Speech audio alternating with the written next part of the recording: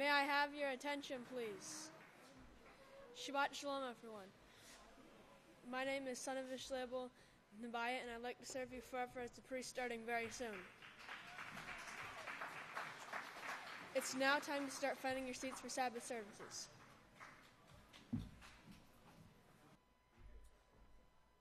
May I have your attention, please? Shabbat Shalom, everyone. My name is Son of Yahweh, Deacon Yahaqob, and I'd like to serve you forever as a priest starting very soon.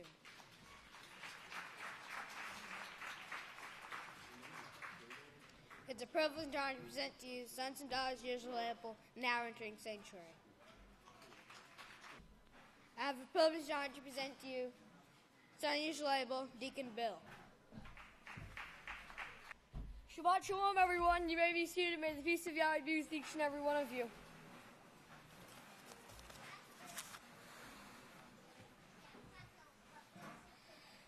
My title today is The Confusion Brought Forth by the Seven Hills of Rome.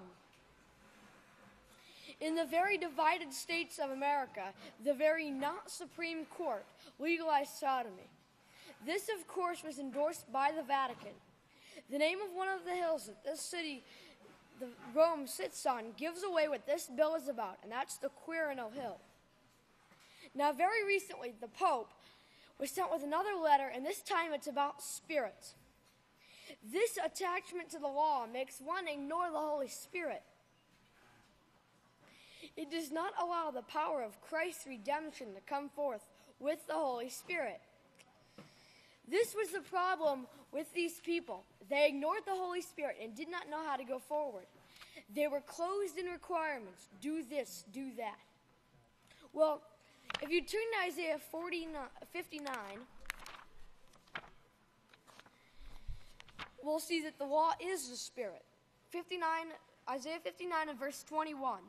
And as for me, this is the covenant with them, says Yahweh, my Spirit which is upon you, namely my laws.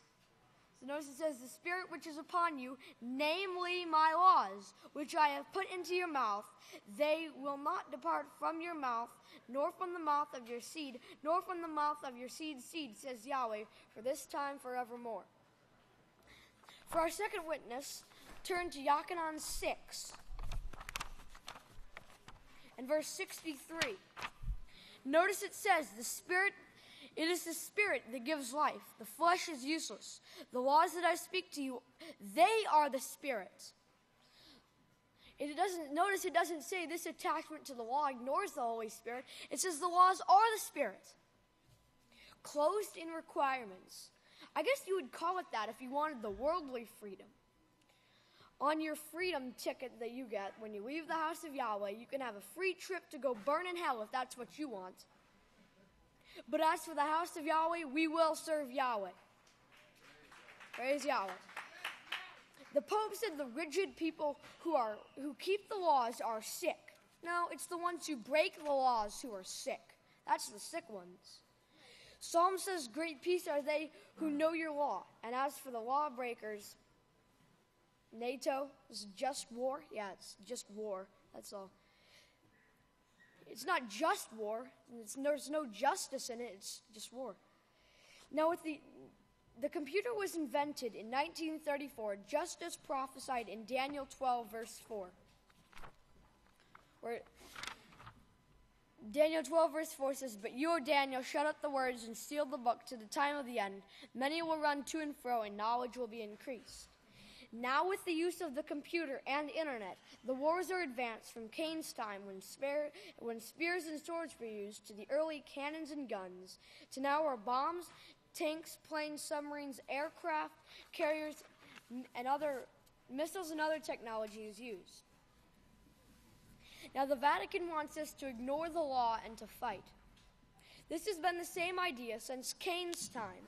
If you'll turn to Genesis 4, verse 14. It says, surely you have driven me out this day from the face of the ground. I shall not be seen by your face, which means I shall not take on the face of Yahweh. Pastor explained this. It means I shall not take on the face of Yahweh. I shall be a fugitive and a vagabond on the earth, for there shall be continual war, vengeance, and retaliation. The Vatican has once again sent their mouthpiece, Francis, to act all merciful when his system is killing through abortion, sodomy, and other sins legalized in courts all over the world. The Pope addresses his followers at Ash Wednesday Mass. We should heed the scriptures, Francis said. Maybe you should heed these scriptures, those true scriptures, and maybe you should listen to what they say. Yesterday, on March 3rd, the Pope was saying that true fasting is helping others. What's helping others is when you keep Yahweh's laws. That's how you can help others. The Pope asked followers at his mass if they are merciful. Well, he's quite one person to ask that, since he nor his leaders are merciful. So he says prayer changes lives. And yes, if the whole world would repent and pray to Yahweh, sickness and disease would stop. But the Vatican will not repent. If you'll turn to Matthew 24, and verse 4, it says, Yahshua answered and said to them, be on guard so that no man deceives you. That's be on guard that no pope deceives you. No person, for many will come against my name, saying, I am anointed to preach salvation, and will deceive many. Saying, law keepers are sick. Turn to 1 Kepha 5. If you turn to 1 Kepha 5, page 960.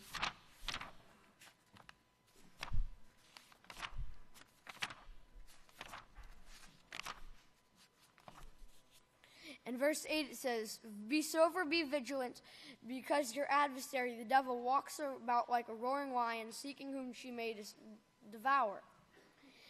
In this world, ever since the apostles were killed, we saw wars.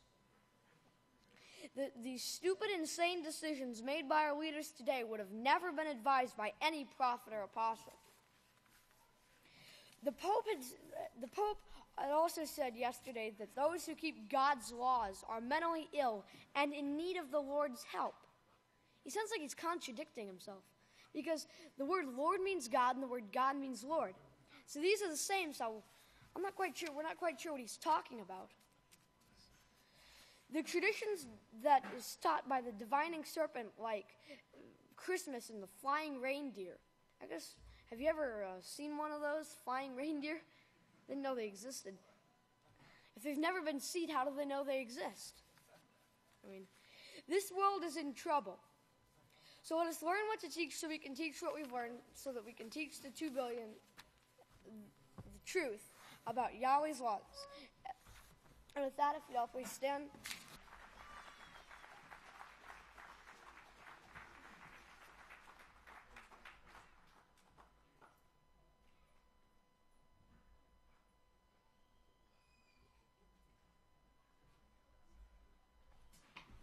And with that, I have the privilege and honor to turn it over to our first speaker, Son of Yisrayl Abel, the great Deacon Yahaqob Hawkins. Shalom, everyone. Shabbat shalom, everyone. You may be seated. May the peace of Yahweh be with each and every one of you. Now, today I'll be talking a little bit about the gathering that Yahweh has here at Abel. All right, and how Yahweh uses different people here and there to fulfill parts of his plan. All right, so let's get right into it today. Here you see, this button isn't working. You can see here Vladimir K. Zworykin. He was a Russian inventor. He was born here it says here July 29th, then it says Old Style, July 17th, 1888. Now, what does Old Style mean? Well, that's not just a coincidence. It's rare to see this in any of Wikipedia's articles, but that was the Russian date, July 17th of 1888. Now, what's so significant significant about July 17th? Well, let's look at July 17th in Strong's Hebrew. July 17th, 717, and it means to gather. All right, gather, gathered. And then 1888 was when radio waves were first discovered, which was brought out, and also they used radio waves to see when they first discovered the nebula. That was in 1888 as well. All right, and that was the woman who saw it in Scotland. It was in 1888. Now remember the waves in Scotland that was brought out with Pastor in the waves. I had a slide on it, but the pastor was in the waves, and the waves was showing the gathering. It was the gathering of people. They would see it, not only the physical waves that they saw Pastor on, but also the radio waves that led to the television. All right, so here on the second page of this article, it says, October 23rd, 1931, it was decided that the new camera tube would be named the iconoscope. The system was ready to be launched at the end of 1934. All right, so you see the iconoscope, which was part of the television. It was to be used, or they were building it for 1934. It would be ready at 1934.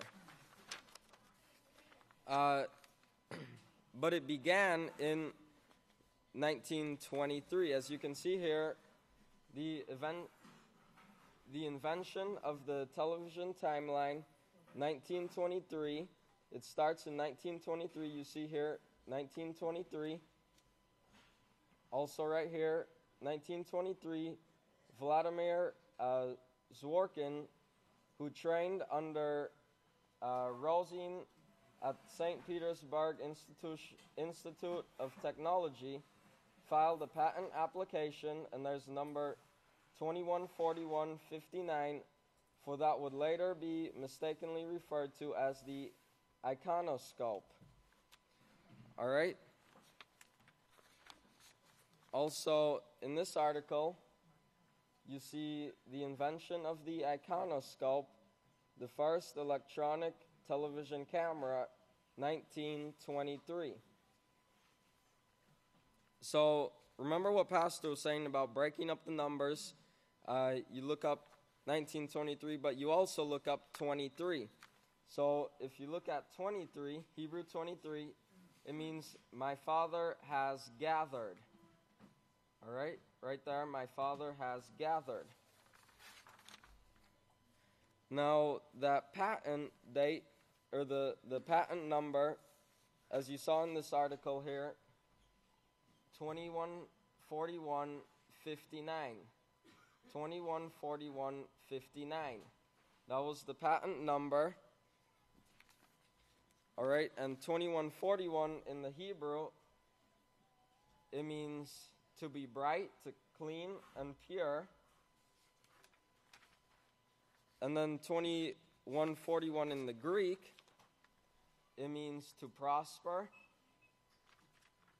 It goes to this word here, Greek, heto imezo, which goes to Greek 2090. It means to prepare.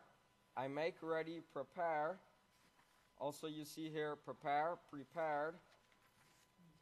It goes to Greek 2680, which is to prepare. I build, construct, make ready.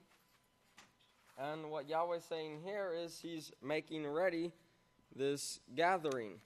And then the last number here, 2141, then it has 59. Number 59 in the Hebrew means able. All right, there you see Abel. Hebrew 59, Abel. So what Yahweh is showing here is he was preparing this for his work at Abel. All right, praise Yahweh. Now, 77 years later, to the day of when they showed the television, live viewing of the television, was when the House of Yahweh saw the donkey vision. 77 years later to the day. All right, remember, they were getting it ready for 1934. It started in 1923, but they were making it ready for 1934, and then 77 years later was when Pastor saw the donkey vision, just like the television. And then he told us about the donkey vision. All right, so here you see Hebrews 77, and it means from an unused root, probably meaning to gleam, and then you see conspicuous. Now, what does that word conspicuous mean? Well, in the conspicuous from the online dictionary,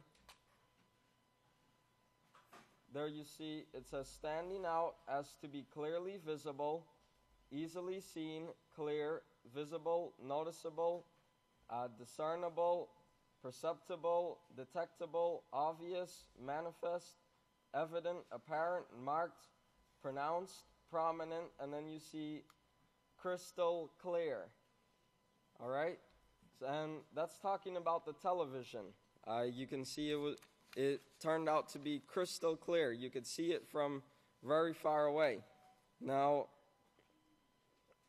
so when you put 23 and 77 together, remember it started in 1923. Then you have the 77 years later when we saw the donkey vision.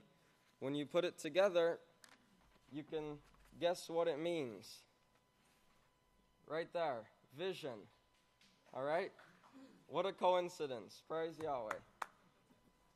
2377, it means vision. Now, this is the same as in Daniel. Let's go to Daniel.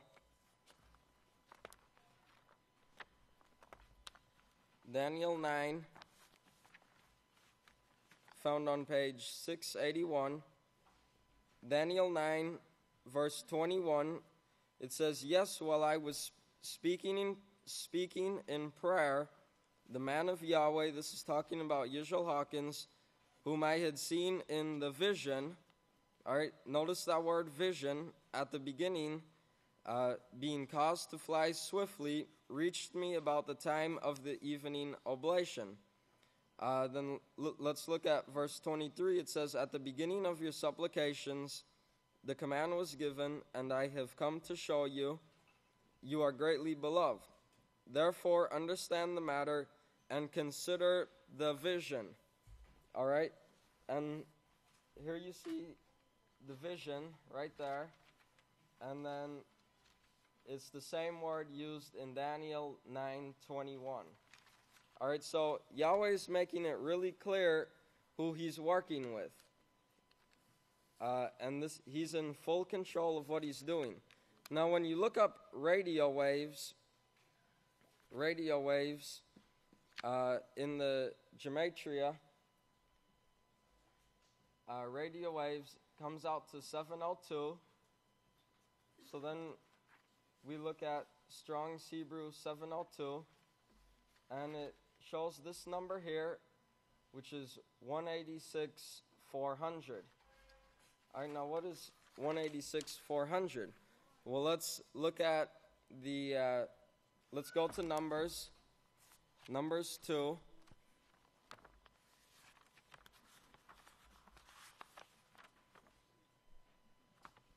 Numbers 2 and verse 9, it says, "All the men assigned to the camp of Yada from the tribes of Yada, Issachar, and Zebulun numbered 186,400. These shall break camp and set out first." All right, so you see there the 186,400 from the tribe of Yada. And remember, Yada was the light bringer. Now, Well, what is 186,400? Well, if I could have my last slide, if it's working. 186,400 is how fast radio waves travel. All right, praise Yahweh. What a coincidence. All right, that's how fast radio waves travel. And that's how you see it through the television. All right, so Yahweh uses the television.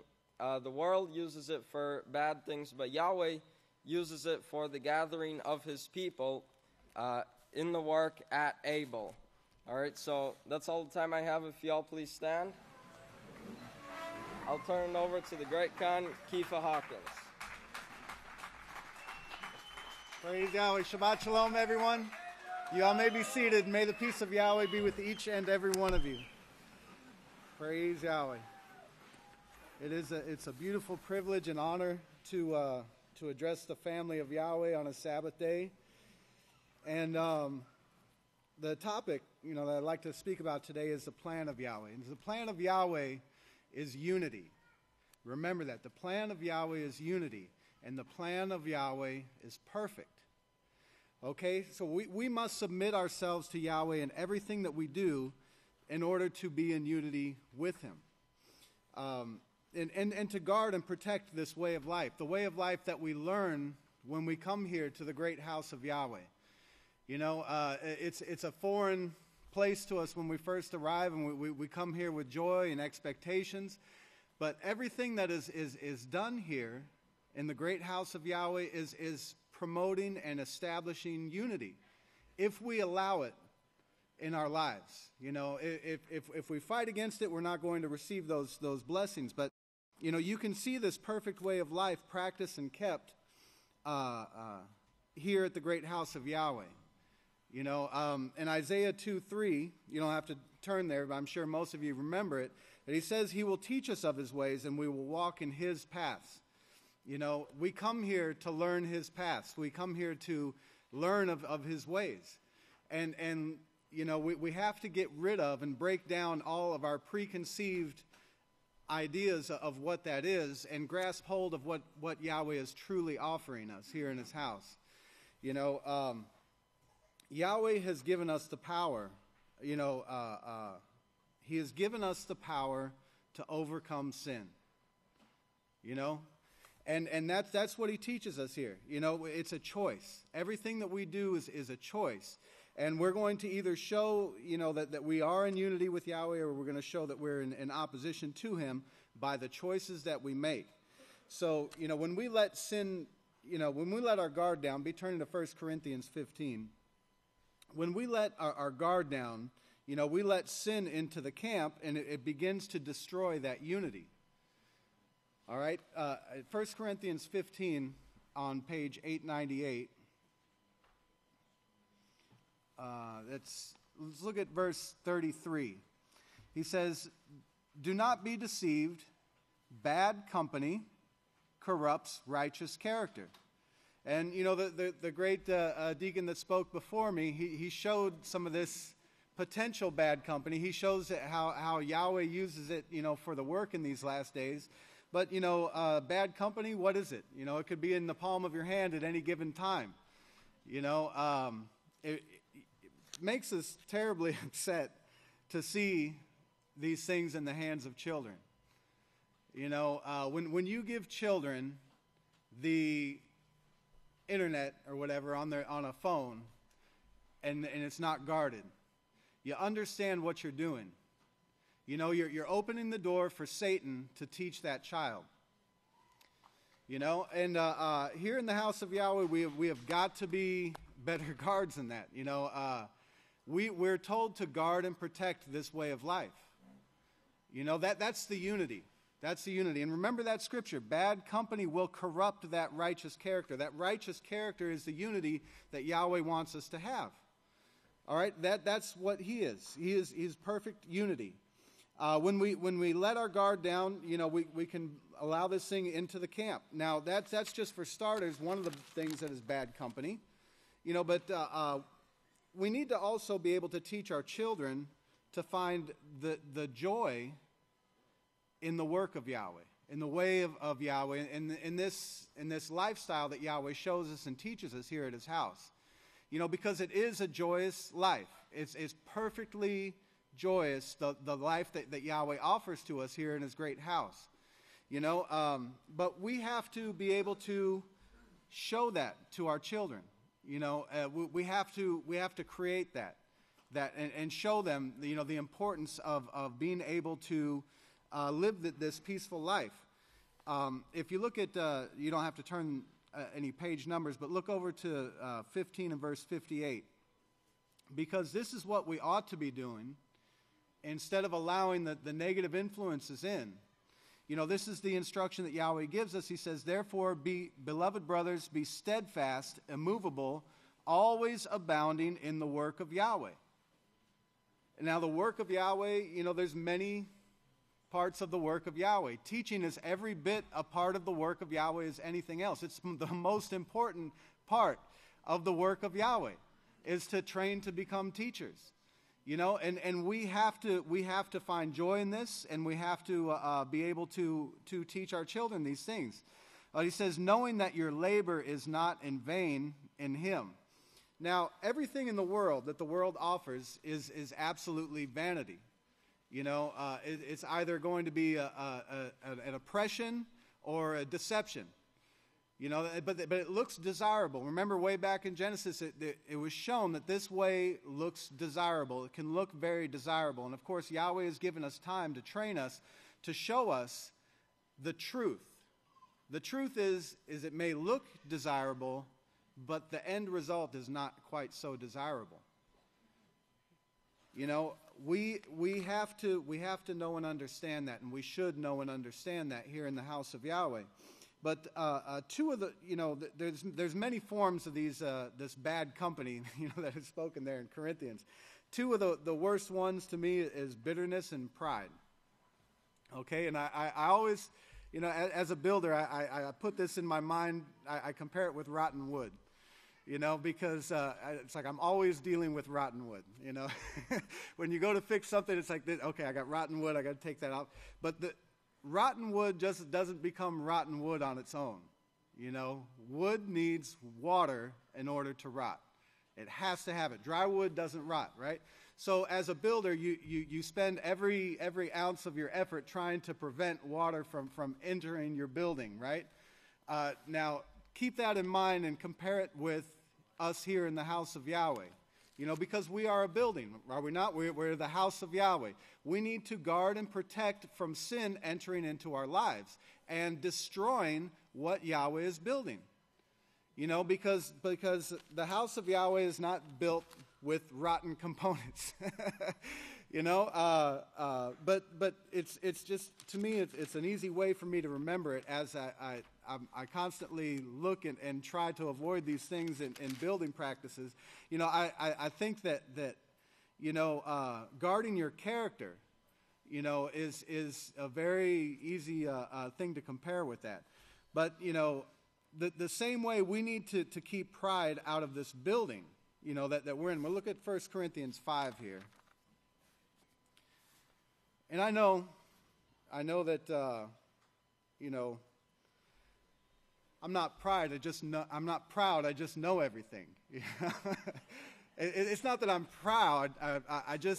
I know more than you. So it's not a pride issue.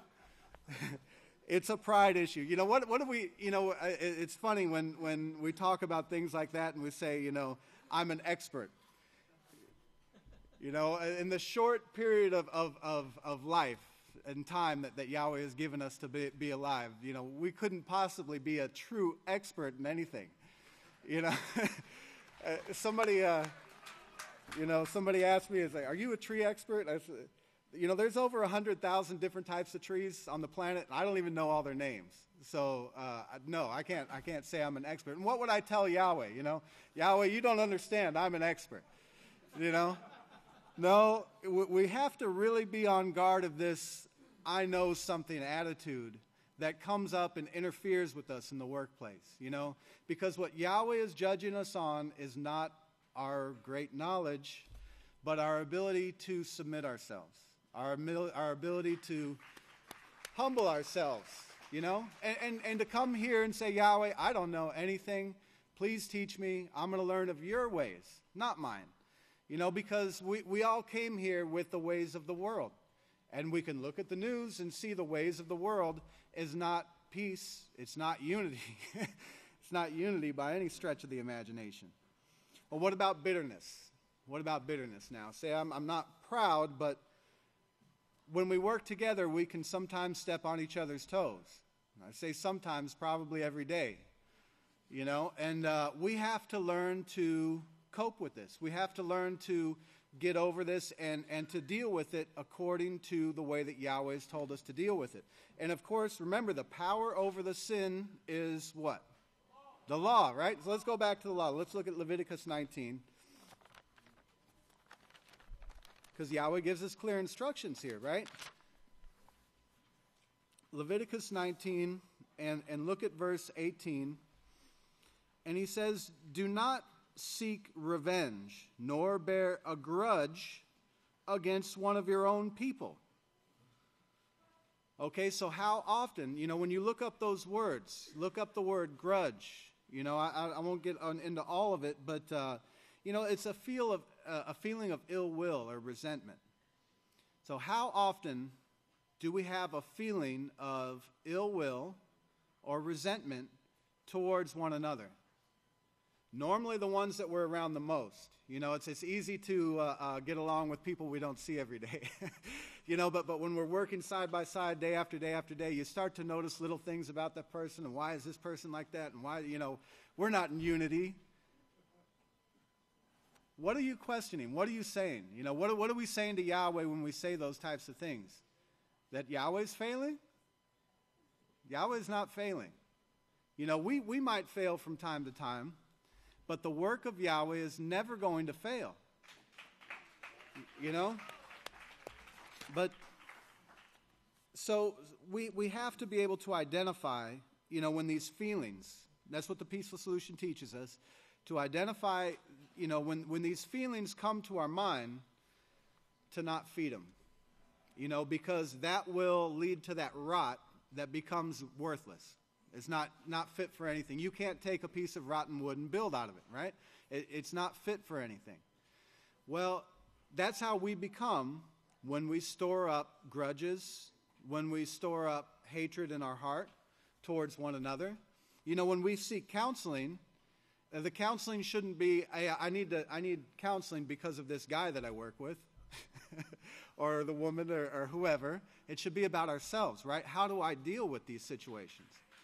We don't come to Yahweh to learn to fix. I'm okay, but this guy I work with, he's the problem. No, that's if you have that attitude, you understand. You already should understand that's the problem.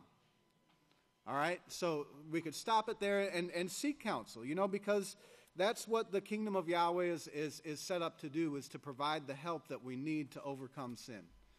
And then once we do it, then we turn around and we become those teachers to others. And it's a beautiful plan. That's why I say, the plan of Yahweh is unity. It's perfect, and it's working. And we need to continue to allow it to work in our lives. And it takes place every day, day in, day out, with every decision that we make. But let's look at 1 Corinthians 12 real quick. 1 Corinthians 12, found on page 896. 1 Corinthians 12, and look at verse 25. He says, that there should be no schism, that is division or split in the body, but that the members should have the same care for one another. And that care is essential. You have to have that care. Remember, Yahshua was moved with compassion. We have to have each other's needs in our interests. And that's what the work of Yahweh teaches. As we do it day in and day out, the very work that we all do is done for the benefit and the care of others. It's to provide for others, is it not? Praise Yahweh. So in verse 26, he says, and if one member suffers, all members suffer with it. Or if one member is honored, then all members rejoice with it. You know, we don't get jealous of one another because one is, might be honored, but we rejoice in that honor. You know, that is a true family. And that's what we're learning here in the House of Yahweh, is to become a true unit, a true family, the way that Yahweh created us to be. Now, you are the body of Messiah and the members in particular. So with that, let's look back to Zechariah 14, because I asked the question, is Yahweh going to fail? Remember the scriptures, that not one of these will fail, right? And we could trust the plan of Yahweh. We could trust the prophecies here in the book of Yahweh. In Zechariah 14:9, found on page 723, he says, and Yahweh will be king over all the earth, and in that day Yahweh will prove to be a unity, and his name one. Okay, so he's actually going to prove this. While the world proves that sin brings disunity, Yahweh is proving that his way of life will prove to be unity, and it'll be a lasting unity forever. And that great family of Yahweh is something that we all need to look forward to and to work towards every day of our life. The work that we're doing here is not in vain. Remember that. It's forever. So if you all please stand at this time, I do have the great privilege and opportunity to present the Great Kohan Hawkins. Shabbat Shalom, everyone. You may all be seated. Today we want to start off by going through kind of a quick history lesson, but the interview will show pretty much what it is about, and it's the 45th anniversary of the Shanghai Communique. Now, for those of you that don't know that was the agreement that was made between the United States and China February the 28th of 1972, and of course the representatives of the United States was President Richard Nixon and of course Henry Kissinger, who was Secretary of State. Now, at that time, they had made an agreement. It was kind of a live and let live agreement. They agreed to disagree, as long as they didn't step on each other's toes, but they were going to build massive wealth. They were going to grow massive economies.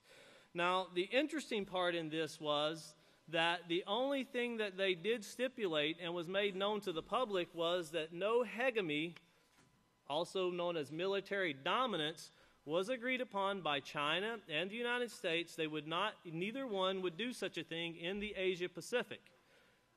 But then things changed. And what changed was, of course, in 2009, that is when the United States started building up military dominance in the Pacific. And, of course, China has done the same thing with the islands of the South China Sea. But what also has changed was 2009-2010 is when China became the second largest economy, growing at a faster rate than any other economy in the world. And remember, China is also a very anti-Catholic country. Now, in watching this, Henry Kissinger is the one being interviewed. Watch what he says about a world order. Listen carefully to what he says about our time in history and a world order. And then we go off to the Philippines, and of course, this is about a certain kind of misconduct by Catholic priests in the Philippines. They say sodomy and pedophilia is at an all-time high. The interesting thing is there are some Catholic priests there. They are taking what, they don't call them wives, they call them life partners, and they're having children. The Catholic Church is condemning them for it. But not one Catholic priest to this day has been charged, and it's stuck with them for pedophilia or the inappropriate behaviors with youth, both boys and girls. Also, a very important thing to remember is when they're talking to one of the counselors, listen to what she says. Last week, Pastor said you have to understand who rules the kings of the earth. And she goes on to say that the Catholic Church is not just a religious power, but it is a very powerful political power. Not even governments can touch it because they rule the kings that rule the governments. Listen to all of these things and how they come out. And all it does is back up what Pastor's been bringing for years, showing who's ruling the kings of the earth, the religions of the earth. And then, of course, in Calais, that is where the refugees have been fleeing in France. they have found a new way to deal with them. They actually just passed a law. It is illegal to feed an immigrant now. So their goal is to starve them until they can push them out. Give them no food, let them go somewhere else. And that's the way they're being treated. And then, of course, Bill Gates. Remember, we had Pastor brought out about this meeting that was going to take place on depopulation. They were going to be speaking at the Vatican. Well, we'll get into that. But before that, Bill Gates come out this week, and, of course, he put it in the minds of everyone that bioterrorism, it would be so easy to get out some kind of smallpox, some kind of disease that could get into the lungs, respiratory disease. You could kill 30 million people quickly. But if that occurs, it's terrorist. And then we go into the speech by Paul Ehrlich. Paul Ehrlich, he is a pro-abortion advocate, and he's also known as the leading activist for population control. Now, he spoke at the Vatican, and listen to who he praises. There's one person he cannot sing his praises enough. And, of course, when he sings the praises of his person, well, that person's just a spokesman. He's literally singing the praises of the organization, Catholic Church. That's who he's singing the praises of. And, of course, their answer is to nullify, to bring down the population.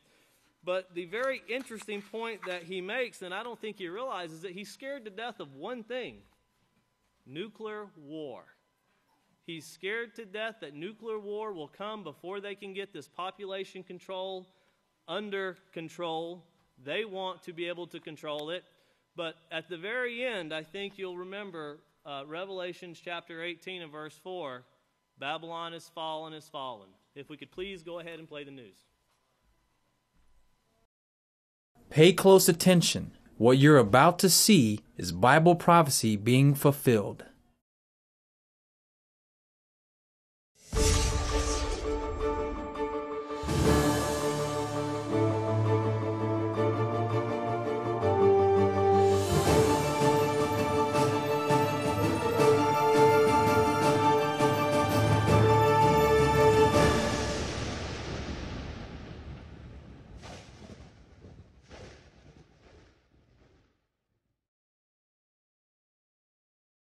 Welcome to another edition of YPN News, bringing you news as it relates to Bible prophecy and foretold by Yisrayl Hawkins. Well, U.S.-China relations from 45 years ago to today, keeping food from immigrants seems a little harsh. Bill Gates on how easy it is to put diseases into the population and the form of biological warfare, and the New World Order. Well, this and more in today's broadcast, but first, Henry Kissinger, the former U.S. National Security Advisor, was in office in 1972 and was a part of the U.S. delegation to China that helped draft the Shanghai Communique.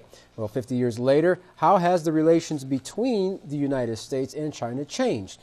Well, pay close attention to this interview with CGTV's The Heat and former National Security Advisor Henry Kissinger.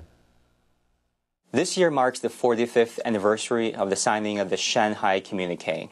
You are very much involved in negotiation, the drafting of it. Now looking back, how significant is this piece of document in bringing U.S.-China relationship to where it is today?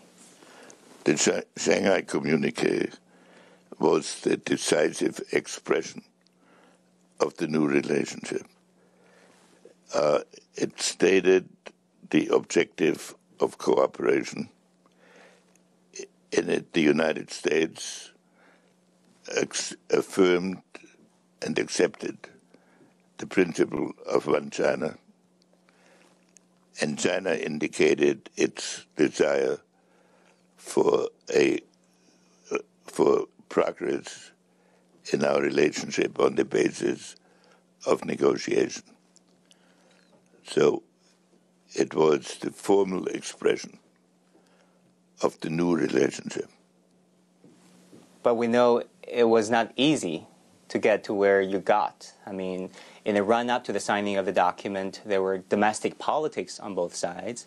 You were at the height of the Cold War, but still you and the Chinese leadership made it happen.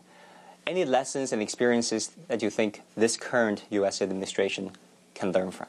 Well, the leaders of both sides decided that conflict between China and the United States would be a disaster for both people and would be unfortunate for the rest of the world. And in the current situation, these principles are, if anything, even stronger. In the current situation, these principles are, if anything, even stronger. I think it is essential for China and the United States to think of each other as potential partners, not as potential adversaries, and to solve their disputes on the basis of long-term cooperation. If we do not do this, the whole world will be divided, and other countries will be tempted to take advantage of that situation.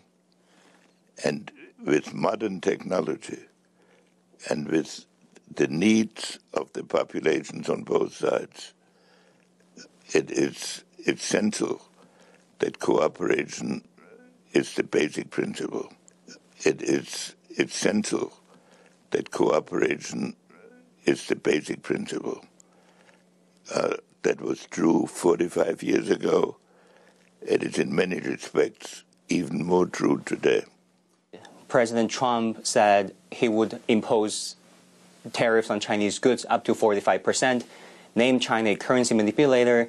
And if you look at his picks for commerce, treasury secretaries, senior staffers, advisors, he may very well do that. What would be the consequences, in your opinion?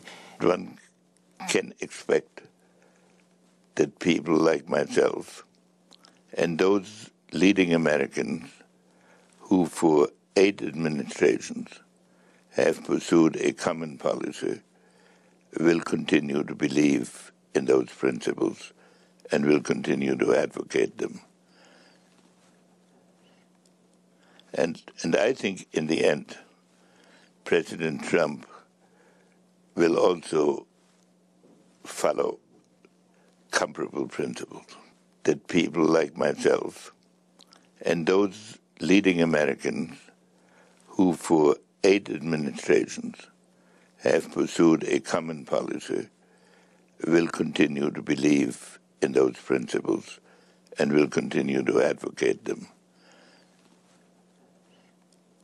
And I think in the end, President Trump will also follow comparable principles.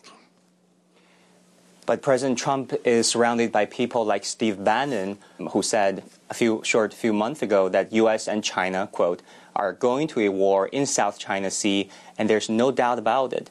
I mean, Steve Bannon sits in the Council of National Security. I think a war between China and the United States would be a misfortune for the peoples of both countries and for the peoples of the world. So I do not believe that we can build our policy on the expectation of confrontation with China, nor should China do it on its side. And so many things are said in domestic debates. The basic principles should be maintained. Mm-hmm. And then I don't want to talk about domestic politics, but in President Trump's inauguration speech, he emphasized America first, the merit of protectionism, where President Xi, a week later at Davos, stressed the importance of open and free trade and strengthening of globalization. Do you see this as somehow a shift in the balance of power in terms of global leadership? For the first time in history, the different continents can now participate in creating an international order. For the first time in history, the different continents can now participate in creating an international order. For the first time in history, the different continents can now participate in creating an international order. That has never happened before.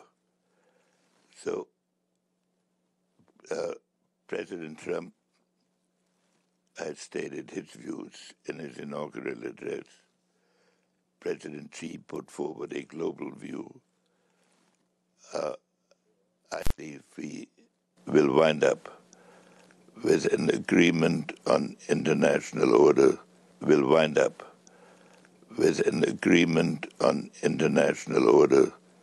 and we will not focus so much on what individuals have said at particular intervals.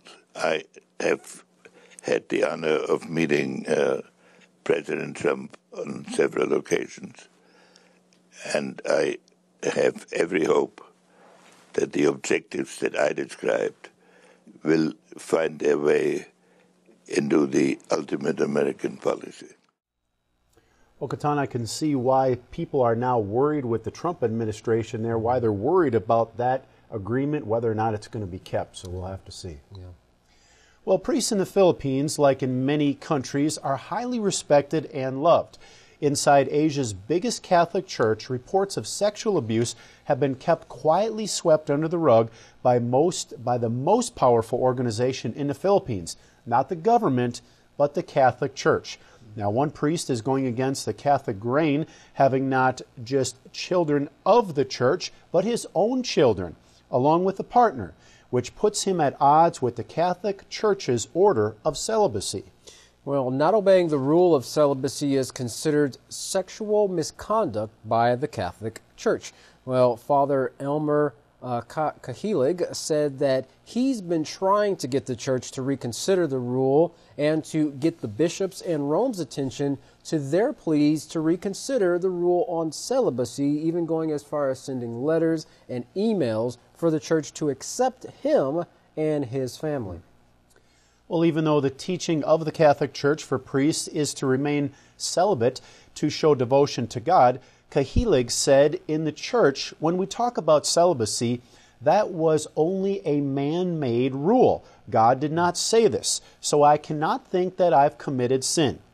But senior church officials condemn 3 priests in the same situation as disgraceful renegades, and that they're outside of the church and that the church can't do anything about them.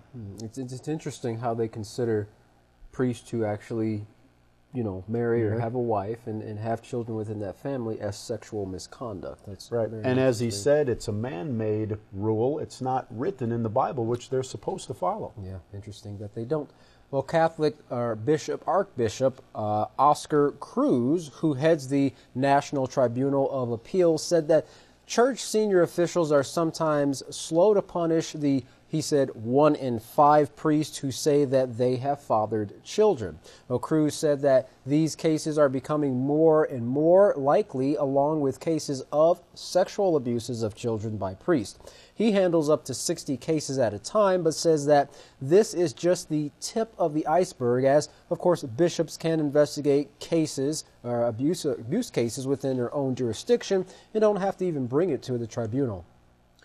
There are 82 jurisdictions in the Philippines. He said if all the cases were sent to him, he would drown.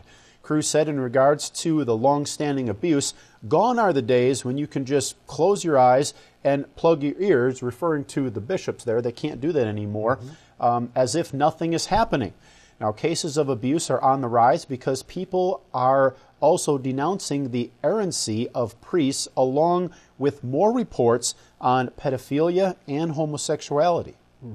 Well, Father Jamie Akakoso of the Canon Law Society of the Philippines said of investigations being mishandled by the Catholic Church that, well, yes, those investigations weren't handled well, and problems continue to fester, and priests continue to be there, meaning that they continue in the ministry and also in positions of abusers. Well, how the church handles these matters is very important because, well, no one outside the Catholic Church scrutinizes it, including the government.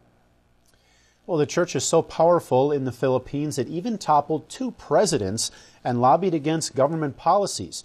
Over 80% of the people follow the church. In fact, in 2014, a 15-year-old choir girl reported sexual abuse at her local church to the police, but her God-fearing family forced her to drop the case.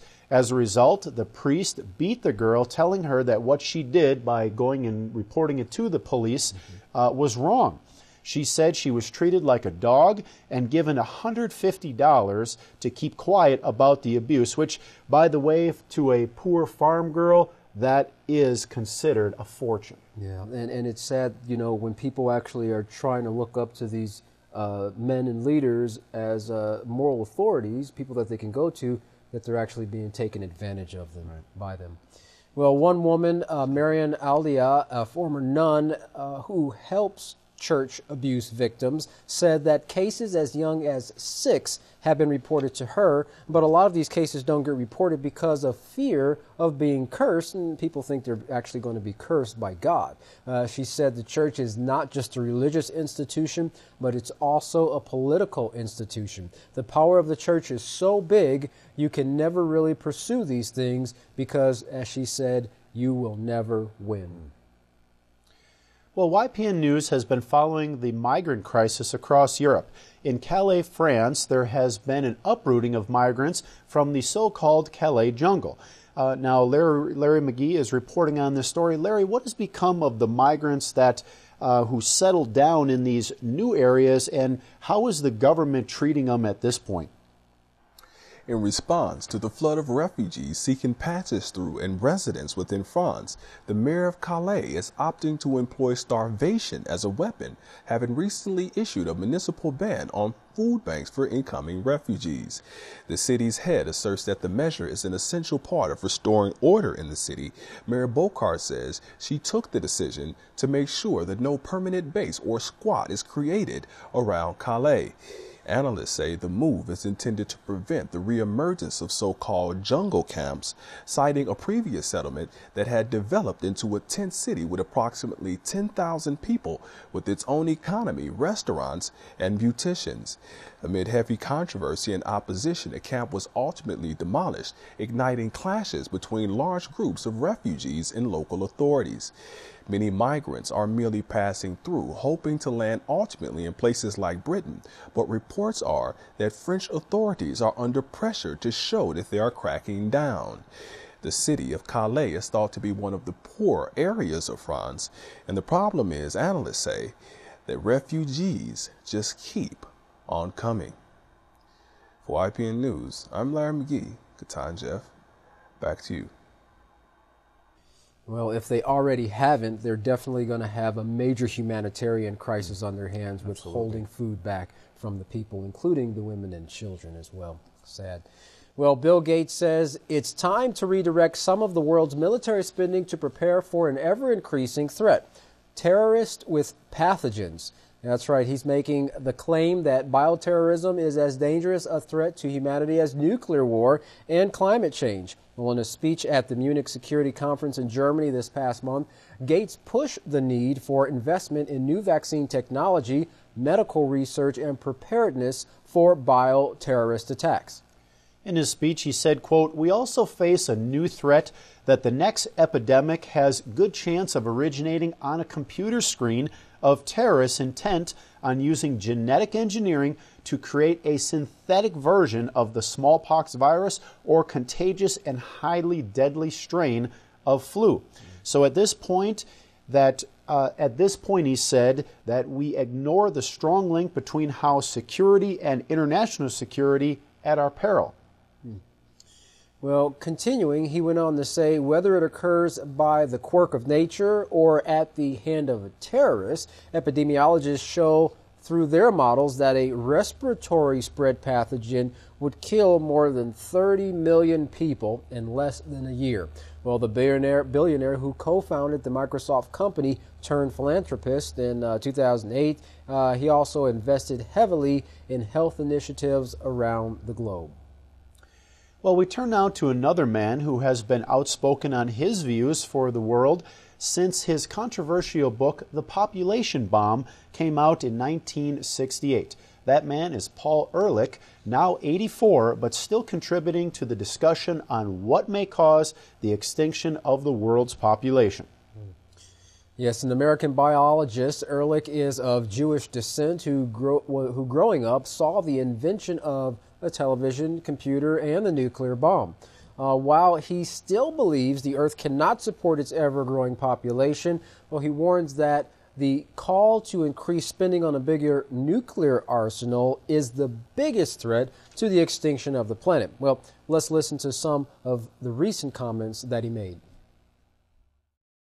So, very, very important, and I'm pleased to say that one of the best statements on the ethical issues came from Pope Francis. If I can quote from Laudatia Si, it's probably I mispronounced it. Each year sees the disappearance of thousands of plant and animal species which we will never know, which our children will never see, because they have been lost forever. The great majority become extinct for reasons related to human activity. Because of us, thousands of species will no longer give glory to God by their very existence, nor convey their message to us. We have no such right, and I would say, amen. The causes of extinction are clear. I always insist on bringing up a potential cause of extinction that is not getting enough attention right now. In fact, when the Trump administration came in, Environmental Health Sciences asked me to write an article about what we should be doing. And the first thing I said was not stopping extinctions, for instance. It was to get something done about the nuclear weapons situation, because if we continue, the U.S. this is a place where the U.S. has been particularly bad, including Hillary Clinton, but although Trump has recently announced that we are going to build a lot more nuclear weapons so we can be top of the pack there. I have to tell you that John Holdren and I, John is Anna, my closest friend probably, John and Sherry, he was Obama's science advisor. About 50 years ago, when we were drunk and we were doing some calculations on nuclear weapons, we decided it would take to wipe out the United States as a functional entity about 12 Hiroshima-sized bombs, and to get rid of Russia it would only take 10 or 11. Because all you have to do, you see, besides knocking out the electric grid, is hit the main transport centers, and then everybody starves to death. And it turned out that Russia's system had fewer nodes you had to hit than the U.S. And of course, we got thousands pointed at them now, many of them in silos in North America particularly, where they're extremely dangerous, easily accidentally launched, easily accidentally launched, and we've had many close calls. And if you think biodiversity is going to last into its present state through a large-scale nuclear war, or even a small one between India and Pakistan, for example, which has been studied, you're wrong. It's going to be a disaster, not just for Homo sapiens, but for biodiversity. And in this case, of all the possible sources of collapse, a large-scale nuclear war is the one where it's hardest to see any kind of a recovery. So I have to say that on top of all this, we have been overusing the atmosphere as a sink for greenhouse gases. And there, I have to say, the person in the world who has done more to initiate work to get it changed has been Pope Francis. It's one of the biggest threats that humanity faces, and I think his coming out on it was maybe the most important single thing that anybody has done so far to move in the right direction on climate change. One of the reasons I tend to be pessimistic about the state of the world is the growth mania that afflicts our society. I think every colleague that'll speak to me, and there's a few anyway, agrees that you can't grow forever on a finite planet, that the biggest problem we face is continual expansion of the human enterprise. You know, I would love to see hundreds of trillions of human beings live over the next few million years, rather than see if we can cram 11 billion in by 2110 and then let the whole thing go down the drain. A lot of us have been looking at the issue of how do we soften the collapse. I'm convinced, and some of my colleagues are too, we're already in a societal collapse. We are looking at issues of how you soften the collapse, and the really tricky part, and the part where I think it ties to the stories we ought to tell and what we ought to be thinking about and the things we ought to tell the kids, is not just how you soften the collapse, and we hope by discussing that we might even avoid the full collapse, the full collapse, the full collapse, the full collapse, the full collapse, the full collapse. Well, some interesting comments by Mr. Paul Ehrlich, especially the points where he said how these nuclear weapons could be accidentally launched. Of course, that's been in the news here recently, and people are concerned about that because once they're launched, you can't reach out there and pull them back. Yep. And, of course, that's going to trigger the launch from other nations where they're pointed. But also when he mentioned this, the collapse of society, how they see it coming, but they're just hoping to soften it. Yeah. They see the collapse, but they want to soften the blow. That's right. Well, more and more people are beginning to see that the direction the world is heading is pretty bleak. Yisrayl Hawkins has explained the Bible prophecies that speak of our very time period and how after these nuclear wars, there will be few men left. Well, don't get caught up in this collapse. Contact the House of Yahweh today and find out what you can do to protect yourself and your family. When you contact the House of Yahweh, don't forget to request your free copies of the monthly newsletter and the Prophetic Word magazine. To contact the House of Yahweh, you can write them at the House of Yahweh, P.O. Box 2498, Abilene, Texas 79604. You can call them at 1-800-613-9494. You can visit them on any of their websites at www.yahweh.com, www.yisraelhawkins.com, www.yahwehsbranch.com. You can also visit our website at www.ypnnews.com. And to email the House of Yahweh, you can email them at info@yahweh.com. And for all calls outside the United States, please dial the number on your screen. And of course, don't forget the latest and, of course, the best resources to Bible study, the Yisrael Says and the Ask Yisrael program. You can find those by going to www.yisraelsays.com and www.askyisrael.com.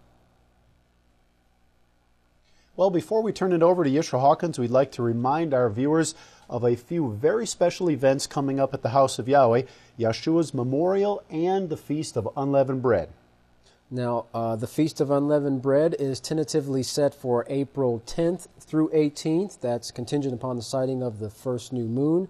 So plan now to make your preparations to attend the feast at the House of Yahweh.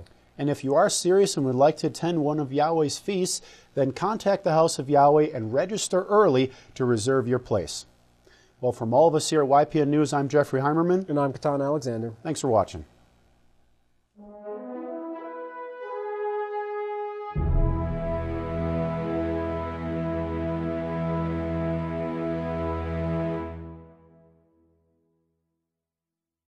This time, if everyone will please stand, I would like to introduce the greatest teacher in the world, the Great Kohan Yisrayl Abel Hawkins.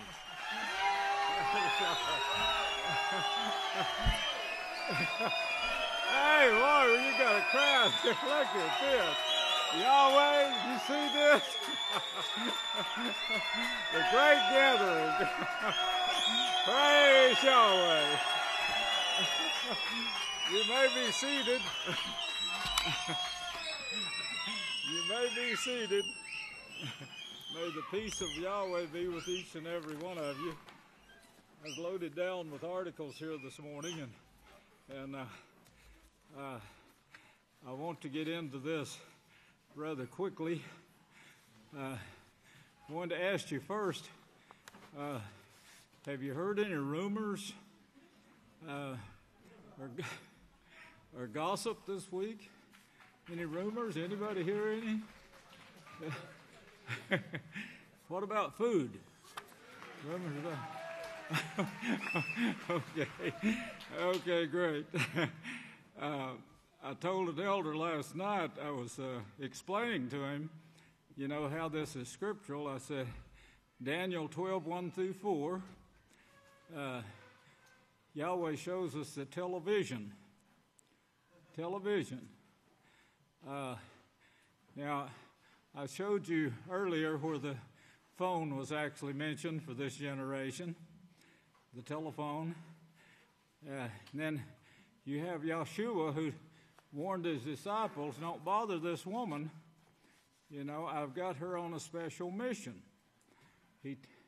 So with that, Yahweh gives to us, if you want to spread a rumor, you got television, you got the telephone, and you get it? Tell a woman.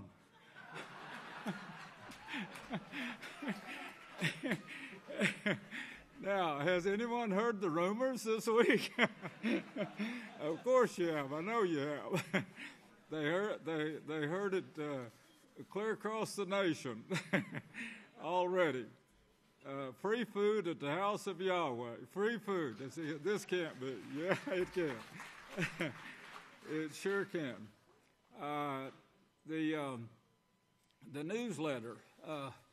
That is, it's very special this week because now that and Facebook, of course, and the Skype program, they're all getting connected now. And the news that we're getting in, we know that it's reaching the other countries because they're contacting us. And they're not just contacting us for booklets, they're contacting us saying, how did we get here? and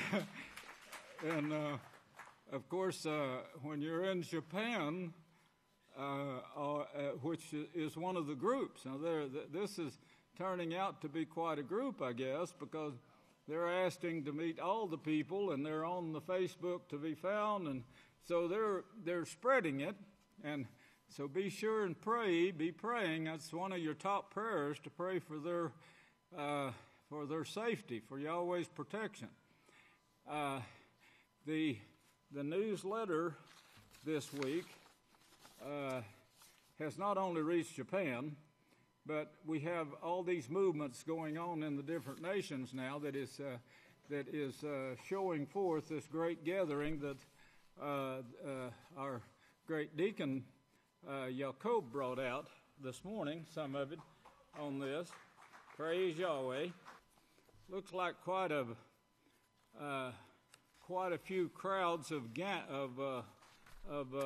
gathering taking place in those nations. Of course, the newsletter, it's reaching these countries too.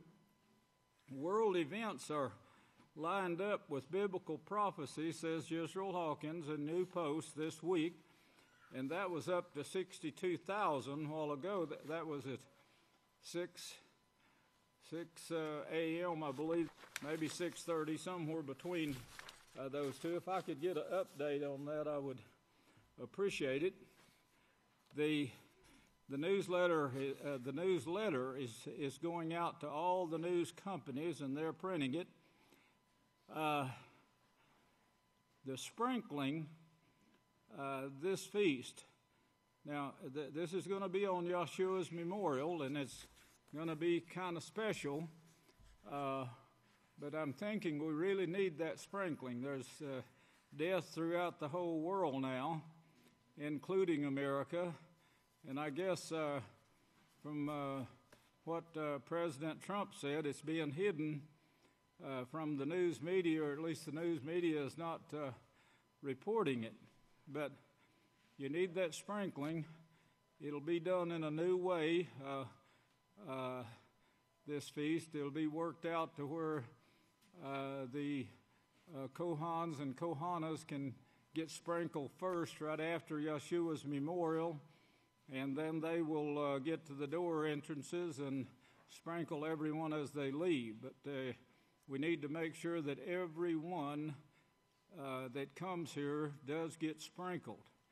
Now that's at Yahshua's memorial. You need it, so keep that in mind.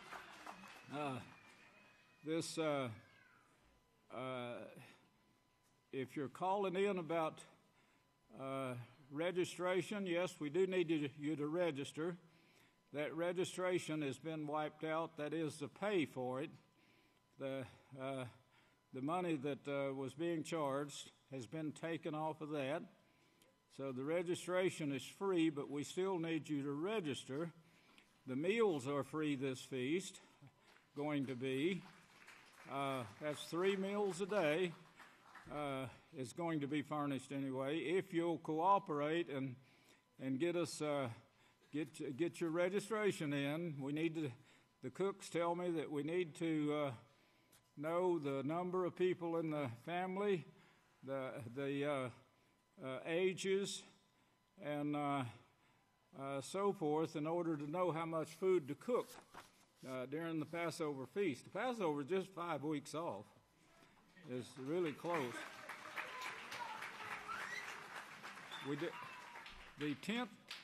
The tent rental spaces are free.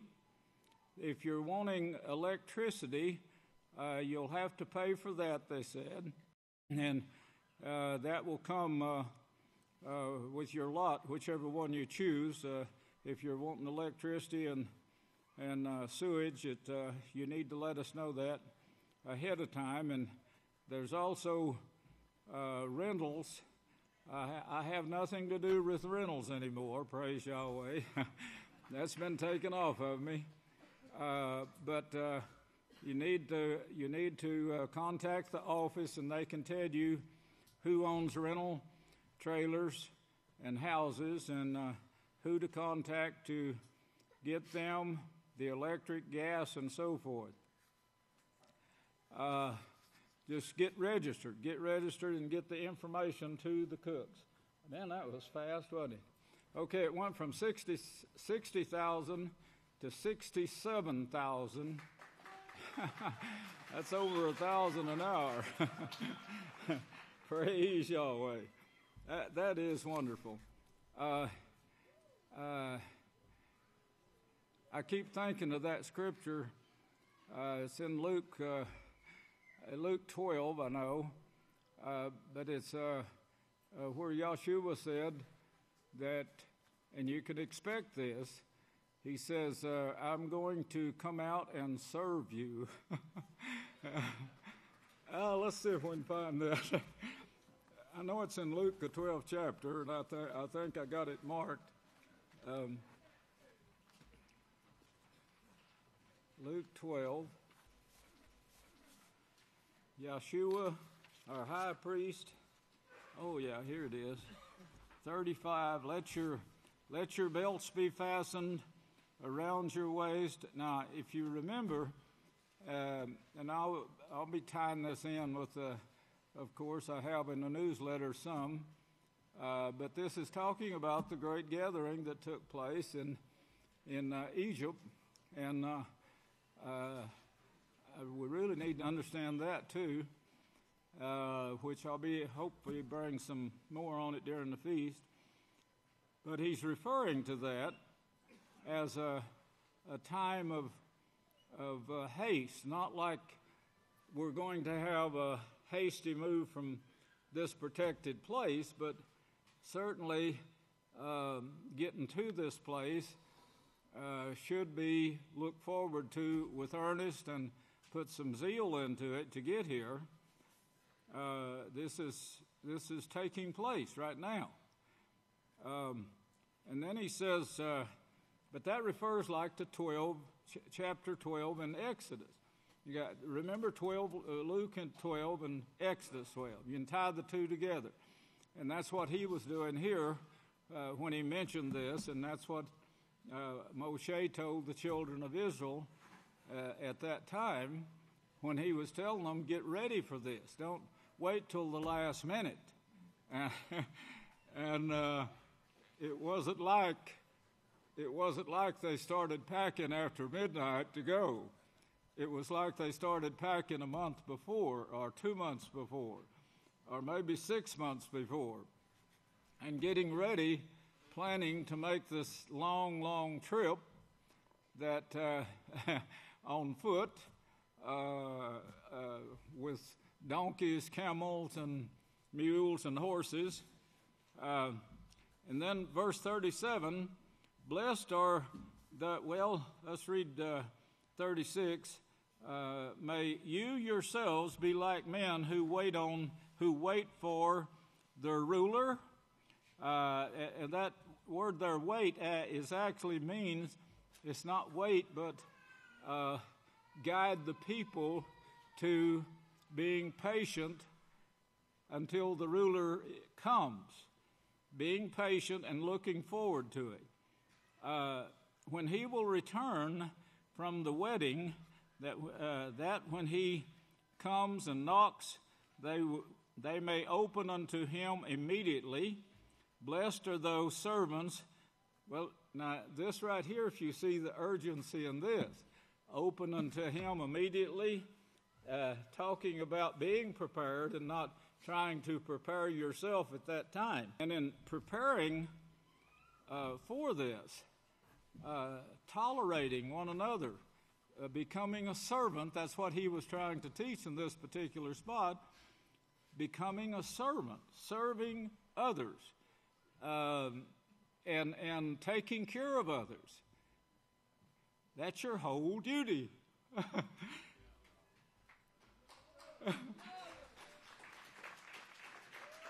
And you might remember that the food that you eat, someone had to cook it. Someone had to gather it. Someone had to plant it. Someone had to prepare the ground. That's all going on right here in the house.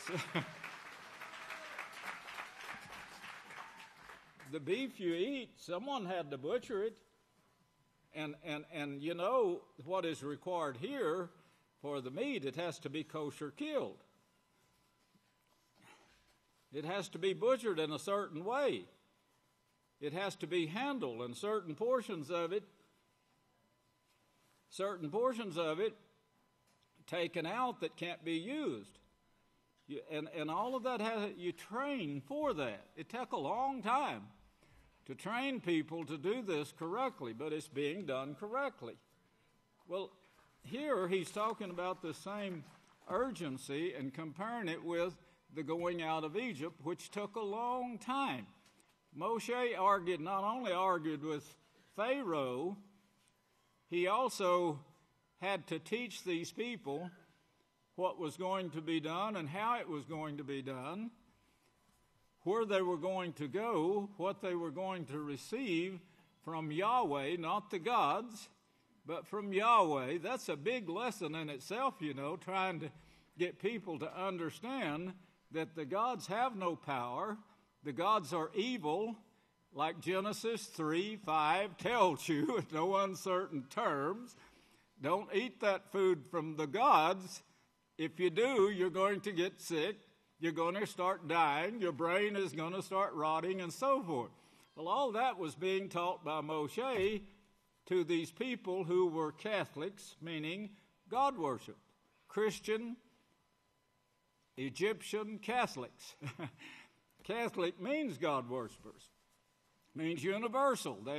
They worship all the gods of the universe. And Yahshua was referring to that, and then he says in verse 37, blessed are those servants. Now, see, there's more than one. It's not just the branch, but it's a seed, an offspring of the branch in this time period. That's what Yahweh shows. Those servants, he's speaking of you, the house of Yahweh. Blessed are those servants whom the ruler, when he comes, that's at his coming. There is no other house besides us. We're getting people ready to come here now to the protected place. This is the protected place. So those servants, speaking of you sitting right here in front of me, yes, those servants are going to bring a great gathering here. Have in mind, we've got to serve these people. Giving them their meat in due season. and their allotted portions of food. Blessed are those servants whom the ruler, when he comes, will find watching. Truly I say to you,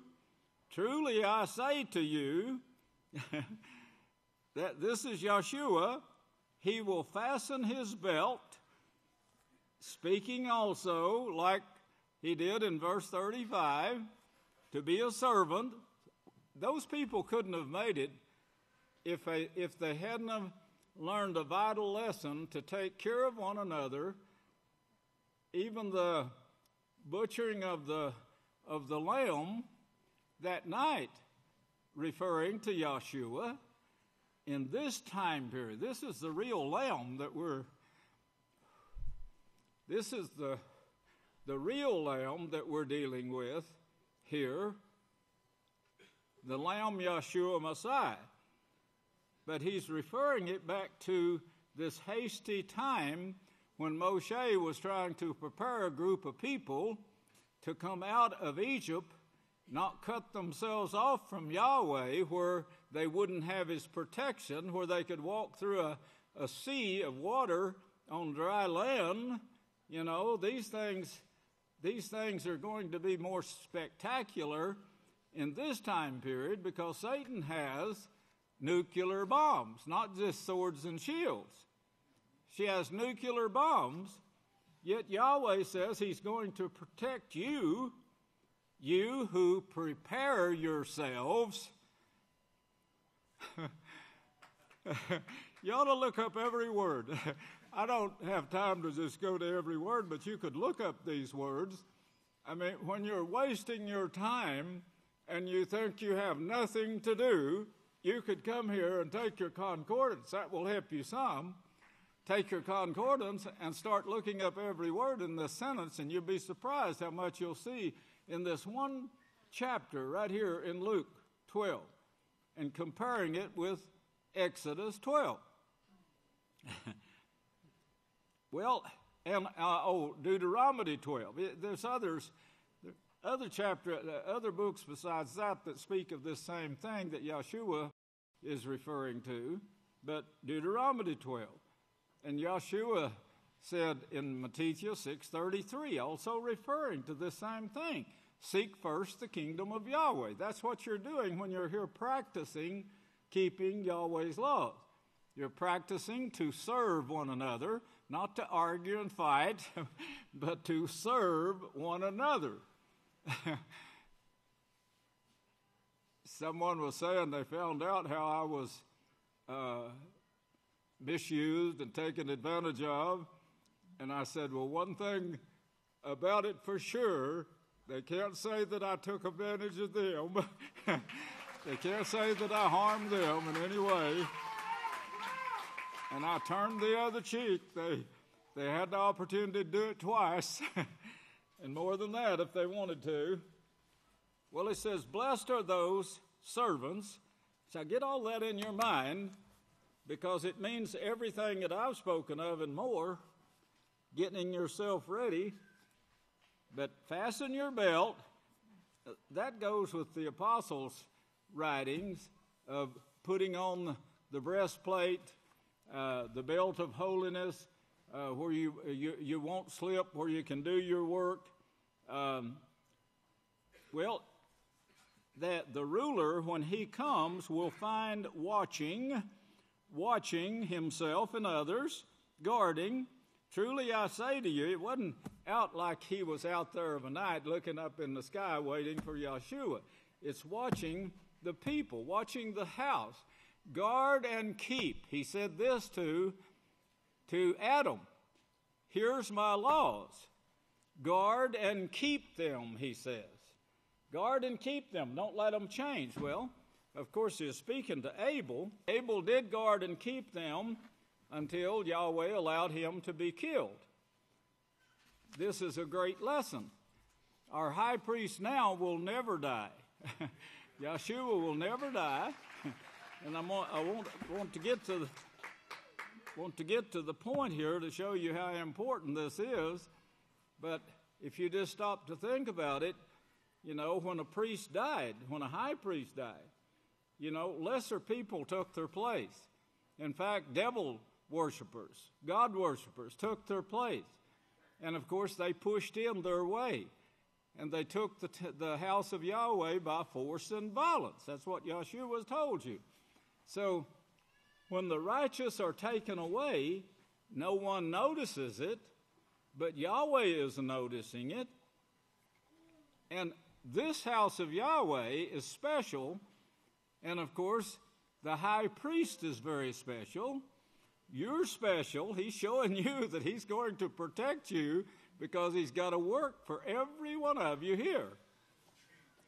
So Yahshua is saying to them, get yourselves ready here, watching. Truly I say to you, he will fasten his belt and have them sit down to eat, and will come out and serve them. This is Yahshua, our high priest.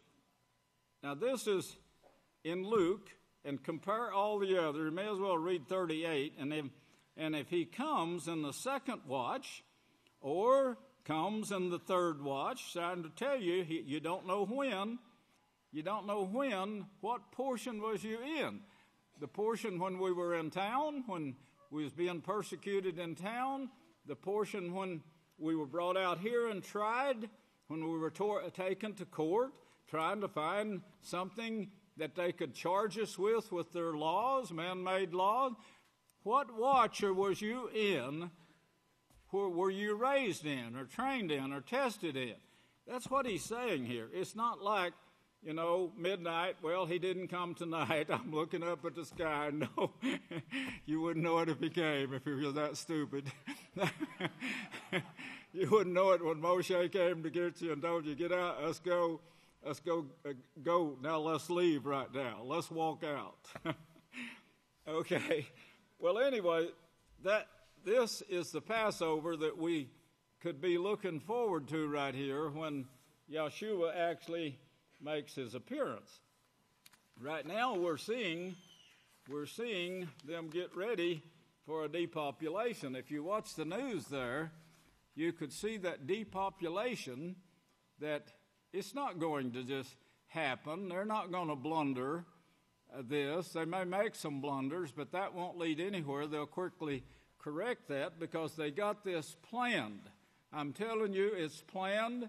It's not only planned, it's spoken of in prophecy. And Yahweh gives us these prophecies to go by, and these prophecies are sure. You may make mistakes with numbers, but you're not going to make mistakes with these prophecies. Reading them, and what better could you be than Yahweh said, you're going to have a nuclear bomb in this generation. Not in some other generation, but the generation when the House of Yahweh is here teaching you. You're going to have the nuclear bomb. How did he know that? Now that's the sureness of prophecy.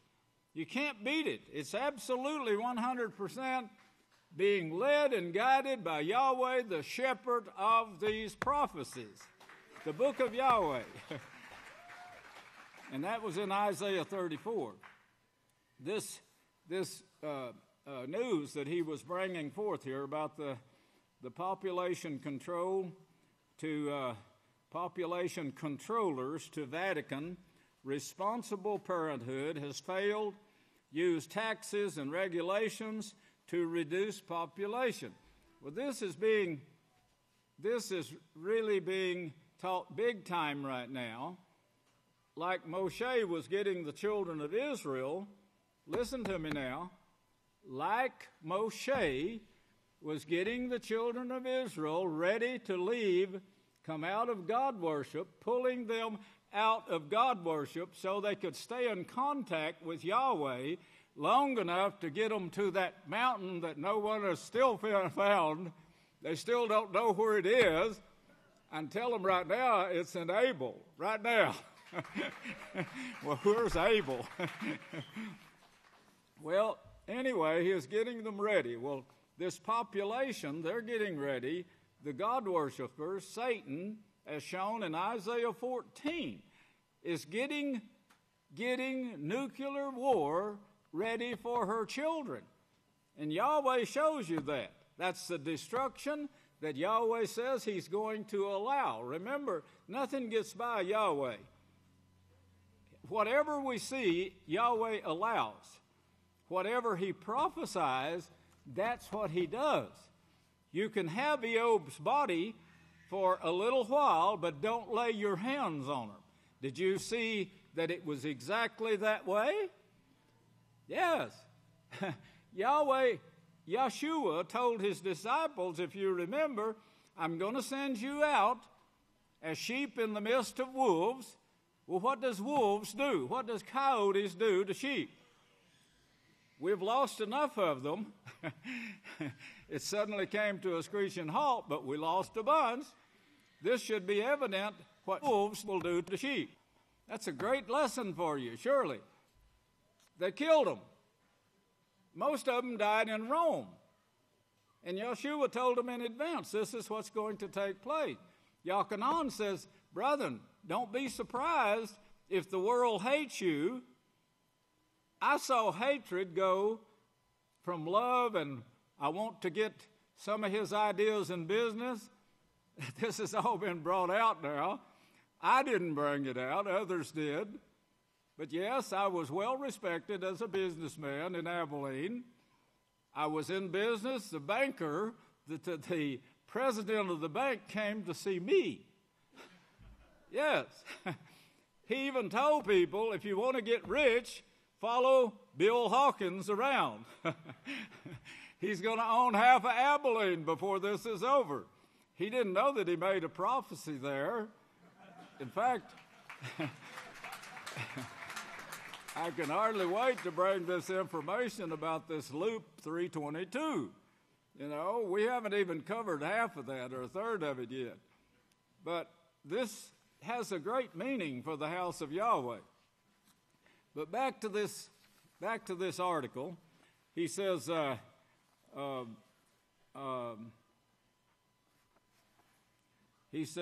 March 2, 2017, LifeSite News, population controls told the Vatican at a conference this week that the Catholic teaching of responsible parenthood in determining family size has resulted in collective failure in reducing the world's population. Now, what they're doing, they're putting it in your mind here now, how bad they've made it thus far, but now they got an answer for it. See, that's the way they do every 6 months. Oh, man, this is a mess you caused right here. But now you got an answer. See, they always got the answer, but the answer always brings forth evil, like the gods. These are the plans of Satan, who is guiding their operation. They may be thinking they're going to save themselves. You know, Malachi Martin said they hope to come out on top. Remember, the Catholic Church hopes to come out on top, but you see the competition they have. Russia hopes to come out on top. Why is she getting all these big bombs? Not for show. They're not milking them things. They're not getting milk or food from them. And they keep putting billions of dollars in them, hoping to come out on top. There's not going to be any tops. 1 hour burning is going to take care of all the tops. The United States, Malachi Martin said, in getting the world ready for death and destruction, that's what they're doing. And it's shown in the scriptures what they're doing. The United States is doing the same thing Russia is. But there's a few more nations involved in it, and they know their plans, and they're beginning to do the same thing. And they're beginning to combine their strength, and secretly, they're making moves to combat the United States. And of course, we act like we don't know it. It's kind of like the Donald Trump said, you know, there's hundreds of activities going on in the United States that the news is not reporting. Well, he said that, so he knows, I guess. Introducing the world's population. in introducing the world's population. It's a failure. They suggested that the only way to stop the exhaustion of humanity, natural capital, is by imposing a system of taxes. Get this, they're going to impose first a system of taxes and regulations. If they get taxes, what do you think they're going to do with those taxes? What are they doing with them now? That would help modify social norms of behavior. They're going to pass laws saying you can do this and this and this. Daniel said he looked and he was amazed at the amount of laws that this beastly system passed just before it fell. Now get this. This week's Vatican symposium on biological extinction, sponsored by, this is what you saw on the news a while ago. This is sponsored by the Catholic Church, sponsored by the Pontifical Academy of Science. Wow, that sounds about 10 feet over my head. What a name. They must be really important. They must be the super and the great, or the great and the wise. What these others 10 call themselves? These must be over them, really important. I guess they are. Yahshua said the rulers rule the poor people, then the ones that are stronger and more powerful and richer rule the rulers, and then even those have rulers over themselves. Well, get what he's saying. Pontifical Academy of Science. And here's the second one now they throw at you. The Pontifical Academy of Social Science. Man, that is so great they got it divided. I'm telling you, there's fine to place it in your mind that they are great and they have the answers. Well, the answers is they're planning to kill and destroy the earth and the heavens that go with the earth, as Yahshua said, but also Isaiah 14 shows it. It was a closed-door event. Closed-door event. This is so important, they don't want anyone to know about it but them. It's so evil that they don't want anyone to know about it. That's the reason they're keeping it in darkness. A closed-door event. They're not like Yahshua, who stood in the street teaching day after day the laws of Yahweh. And he spoke of them, you know. He said they love darkness rather than light because their deeds are evil. This was a closed-door event. Speaking at the event were two controversial figures, and you saw those two in the news today, in the news that was just shown. Both of them are writers, and of course they've been spreading their propaganda for years. People have been reading their books for years, and they advertise constantly on television. We got more to show you on those two people, by the way. Both are population control advocates. They're population control advocates. Why would they have them there at this closed-door meeting? And why would they close the doors to keep you from knowing what they were in there planning? Both of these people that you saw on the news today, both were population control advocates who speak as enemies. Now, they speak as enemies to the Catholic Church. As enemies. I used to play that game when I was on the police department, the good and the bad, you know. The one police officer would come in there and have a club in his hand. Let me have an hour with this so-and-so, and I'll show you what he did. And then there's this other, oh, wait now. Get out here and let me talk to this man. This man is A-OK. You know, so he pushes the bad guy out. Now, you better talk to me, because if you don't, that character is going to be back in here. I've seen it done over and over and over, and this is what you're seeing right here. This is on a bigger scale, you know. This is going up here 10 foot tall, high, with really, really small. They must have gold caps on, you know, maybe even purple. who speak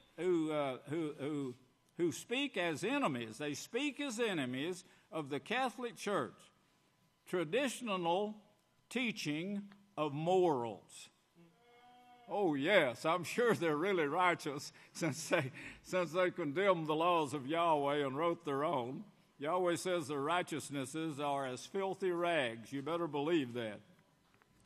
In a more and more socialized world, they're going to socialize it for you. It's going to be really enjoyable in this socialized world. What they mean is they're going to live high on the hog while the others down here are fed what the hog walked on. The appeal, yes, I'm not lying to you. They don't care anything about poor people, and they let it be known in this newsletter. The appeal for an ecological conversion is much the same. Many of the 15-page of closed-door meetings, lengthened conference, address are devoted to catastrophe, predicting about the sixth biological extinction. Let me read it again. It's about catastrophe, predictions. They're prophesying about the sixth biological extinctions. But the most important part of the presentation aims at creating a sort of moral code. Creating a sort of moral code that would serve to put a halt to overpopulation.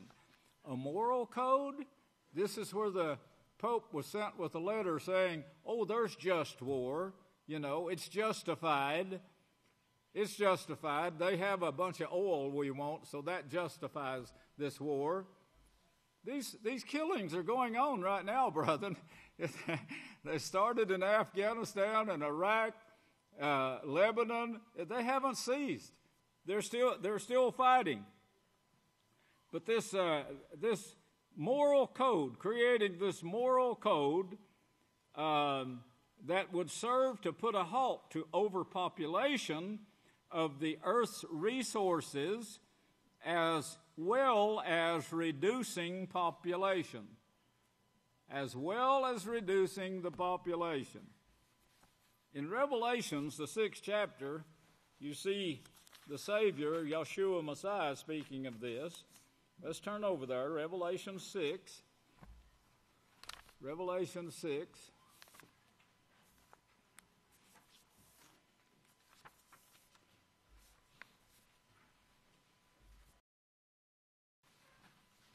Now you really need to read this and pay attention. What I've read you through this article right here is they're predicting and they're planning and they're prophesying and what they intend to do. And they are going to put a fast squeeze on the people, and when they book up, they'll wipe them out. They have the means to do so. But this will turn to an all-out war. They have it planned, an all-out war where the Vatican hopes to come out on top. Russia hopes to get the first lick in. Yes, first strike. That's what they're planning. And the United States hopes to come out on top. Now, this is in the Keys of This Blood by Malachi Martin. I quoted a lot because the man knew the plans of the Catholic Church. Well, here in chapter 6 of Revelation, he says, and I saw when the Lamb opened the seals. Now, normally, you would just read that. Are you paying attention? Normally, you'd just read that. It wouldn't mean a thing to you. But when you understand it, and this is what I want you to do today. When you understand this, you'll see the complicated prophecy that Yahweh is showing you that the Lamb, the high priest, Yahshua Messiah, is trying to get you to understand. He's the one that's guiding this right now. In fact, he has the power of inspiration. He has that power of inspiration. This law, the Lamb opened the seal. The Lamb. The Lamb opened the seal. First off, it was closed. This meeting was behind closed doors. Well, so was this information that Yahweh gives to us today. Meaning deception, that's Revelations 12:9, the whole world. Satan has the whole world deceived, and the Vatican is the leading member of all the religions. Now, I want you to hold your place right there in Revelation 6 and turn over to Yochanan 3. Yochanan 3. Don't lose your place in Revelation 6. Turn over to Yochanan 3.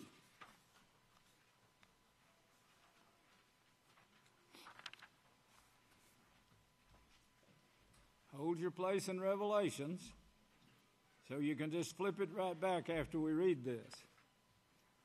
Revelations 6, but turn over to Yochanan 3.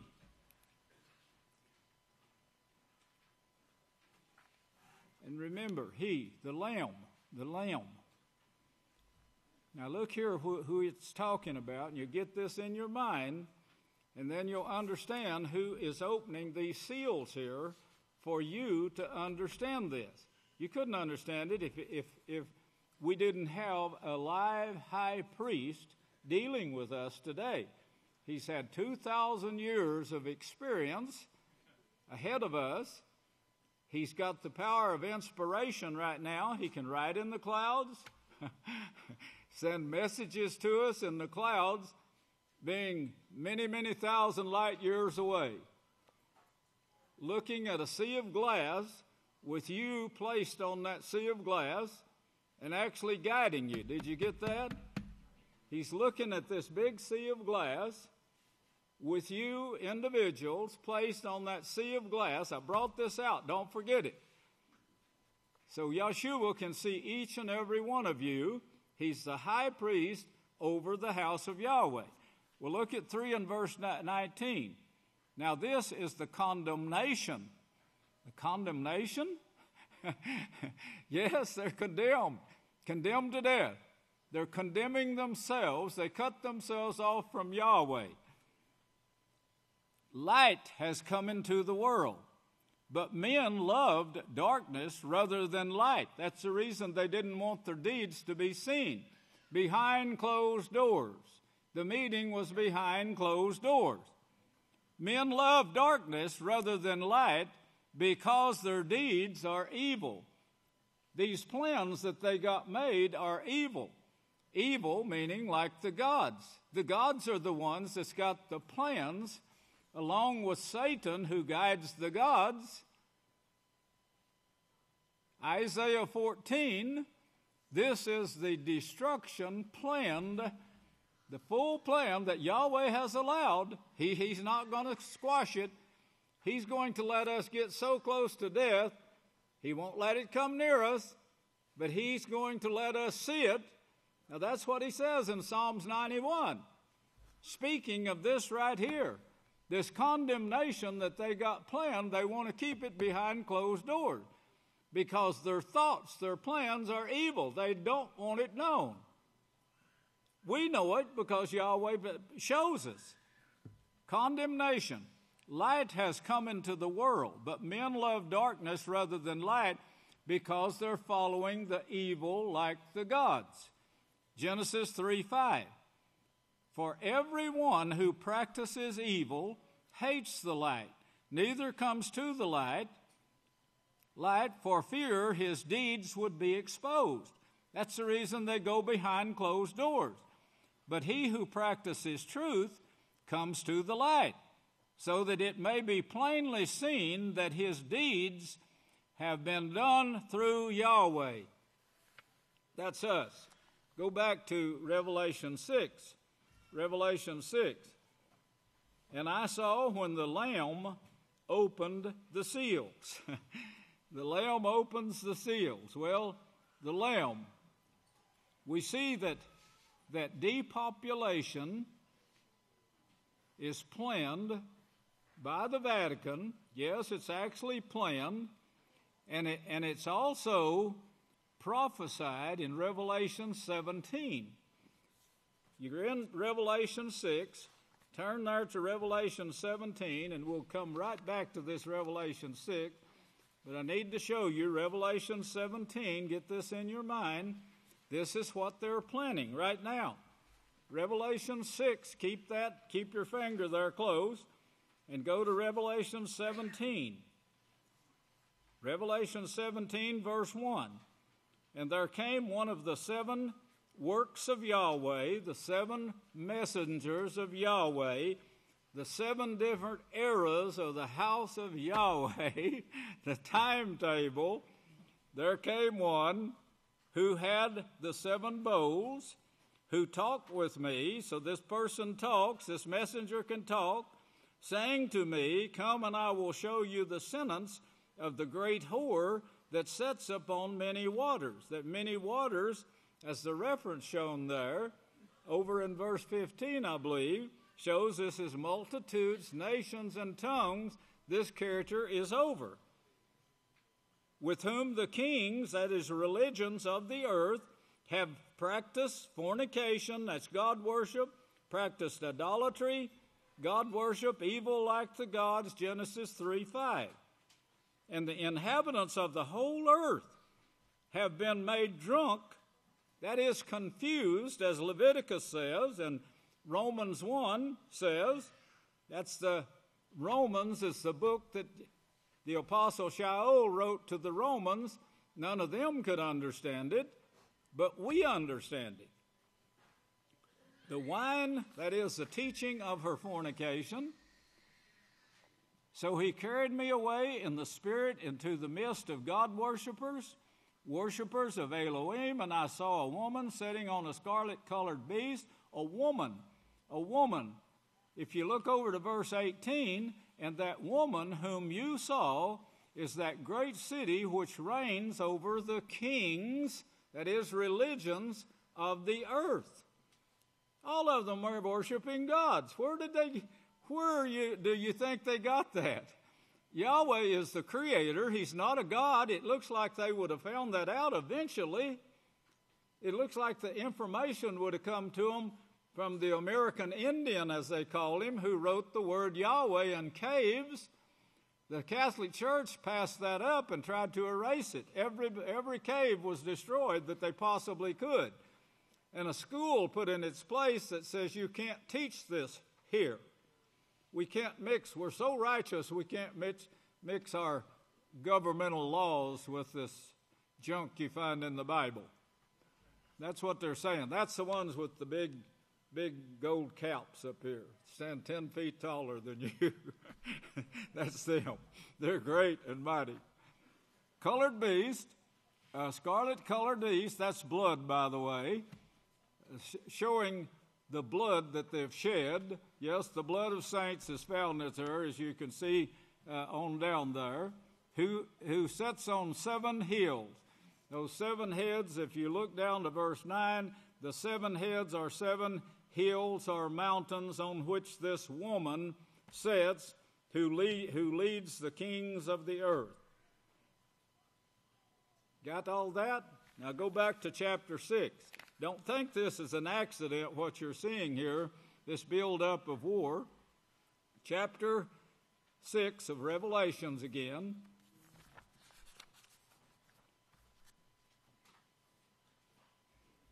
Chapter 6 of Revelations. And I saw the Lamb open one of the seals. And I heard, as it were, one of the 4 living creatures saying, as with a voice like thunder, come and see. And I saw, here's the 7-hill woman, the rich woman that sits on 7 hills. If you'll just look, what she's going to do is what she's prophesied to do in Revelation 17.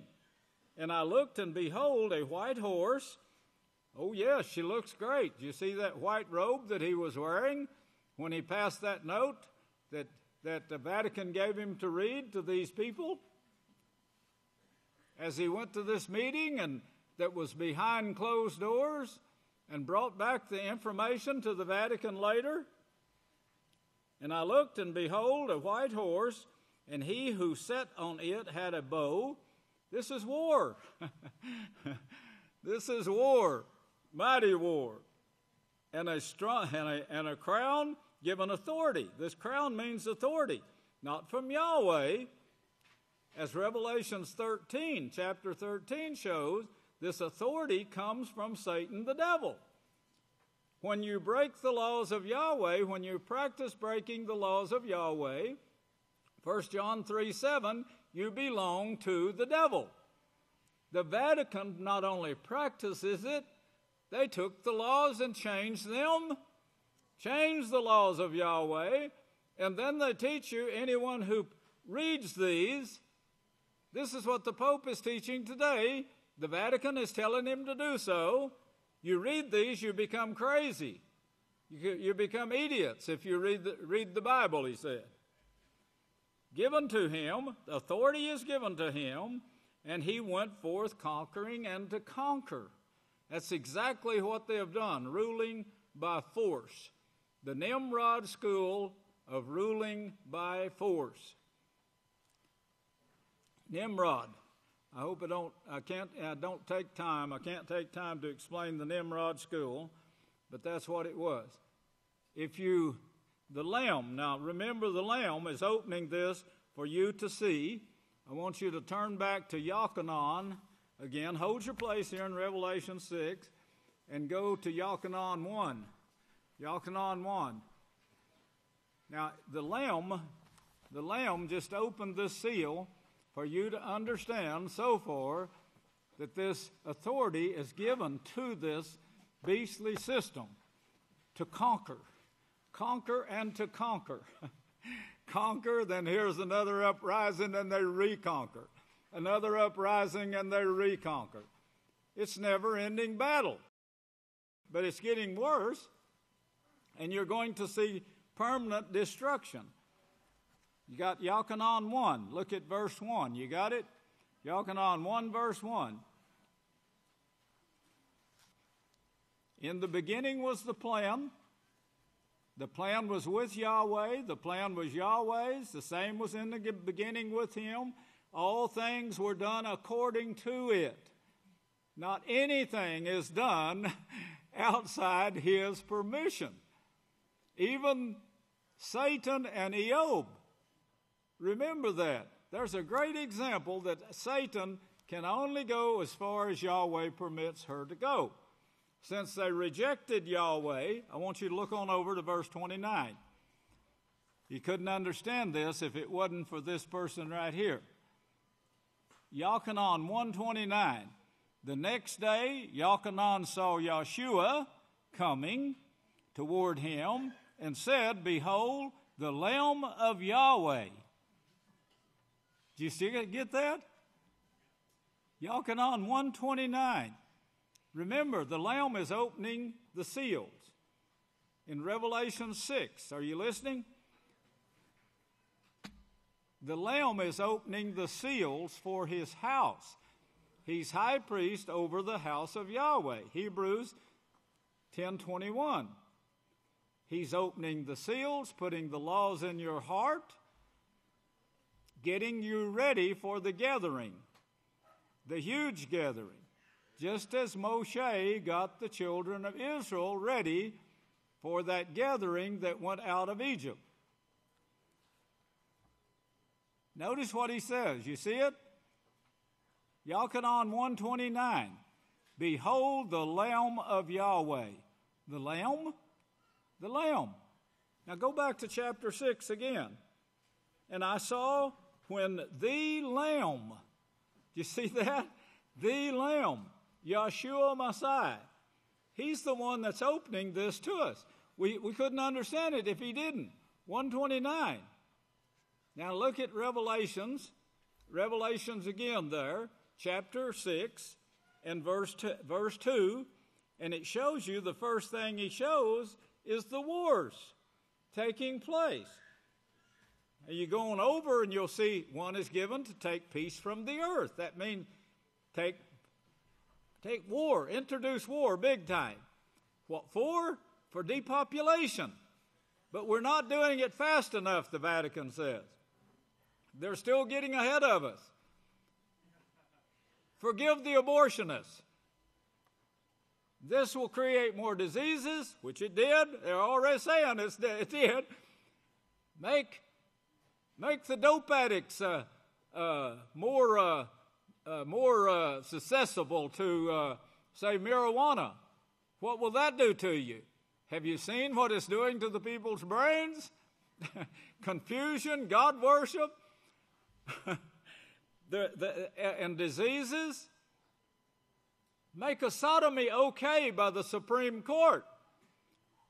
This will take out a few more of them, and it'll make us filthy rich. The money we get on these operations, the cancer increase, it's staggering, they're saying now. That's the word they're using.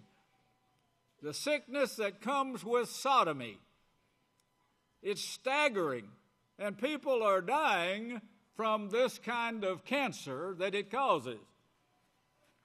Conquering and to conquer.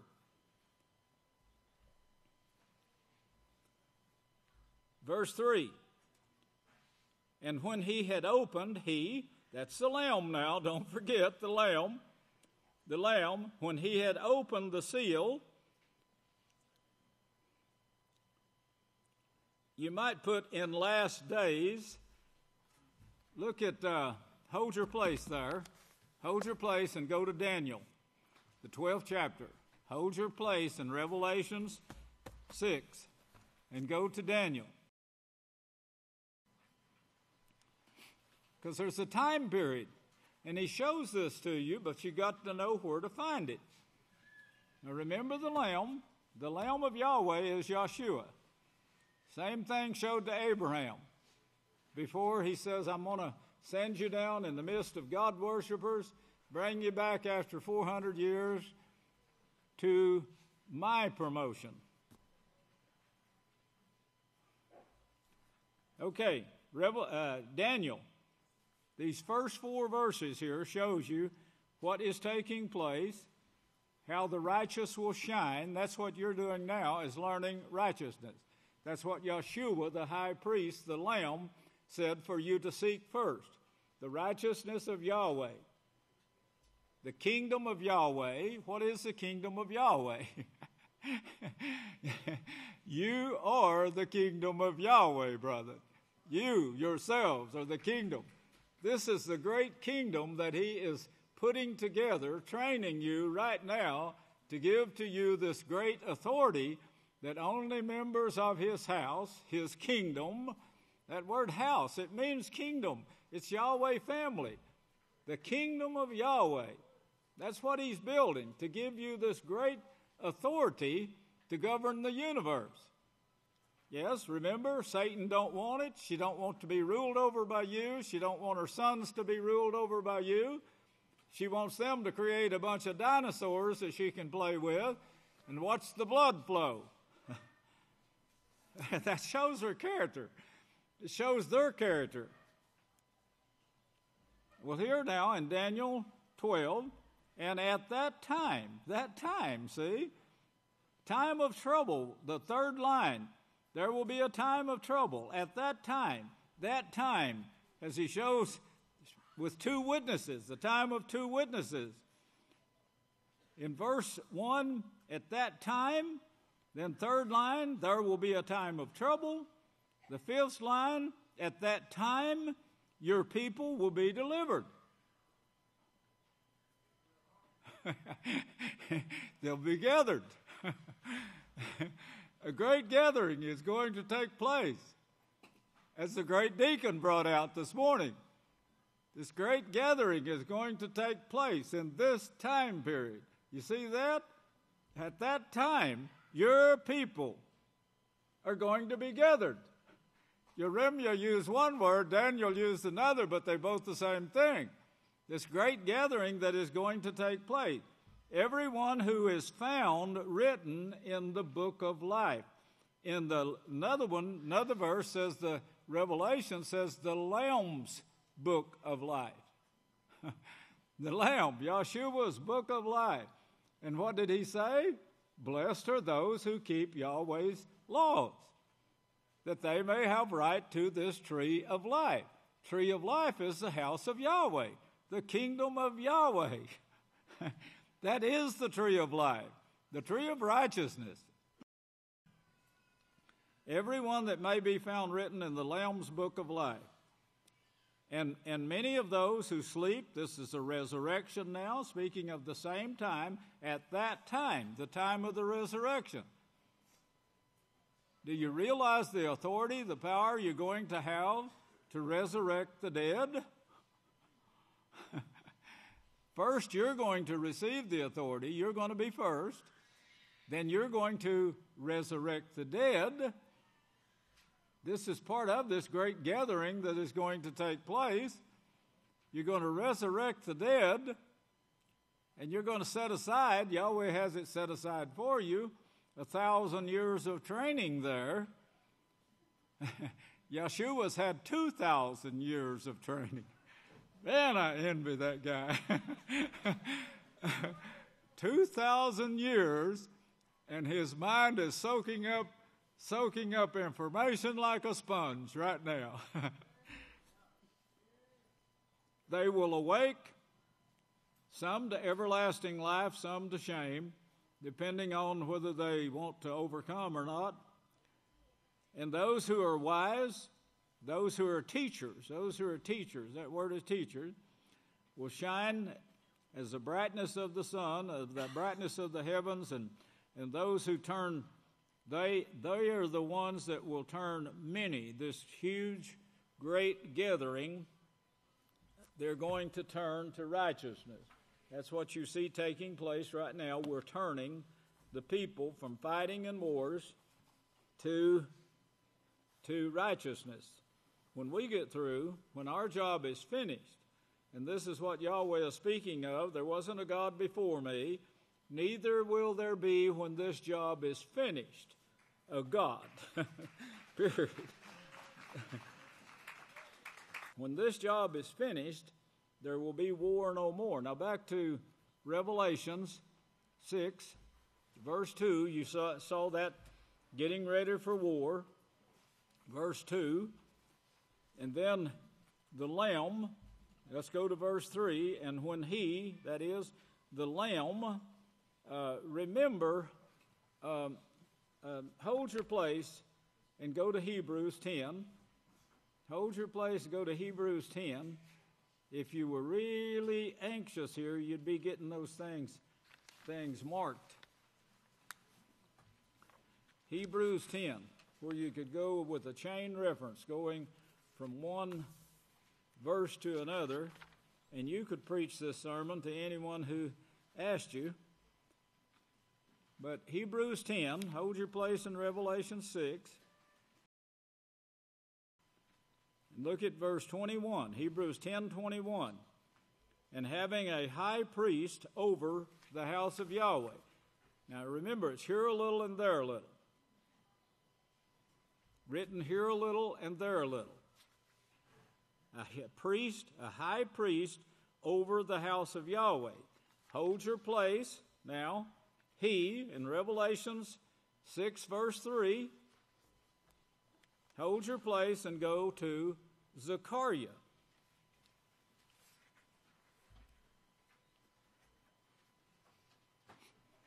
Now remember, having a high priest over the house of Yahweh. Here a little and there a little. Zechariah, the 6th chapter of Zechariah.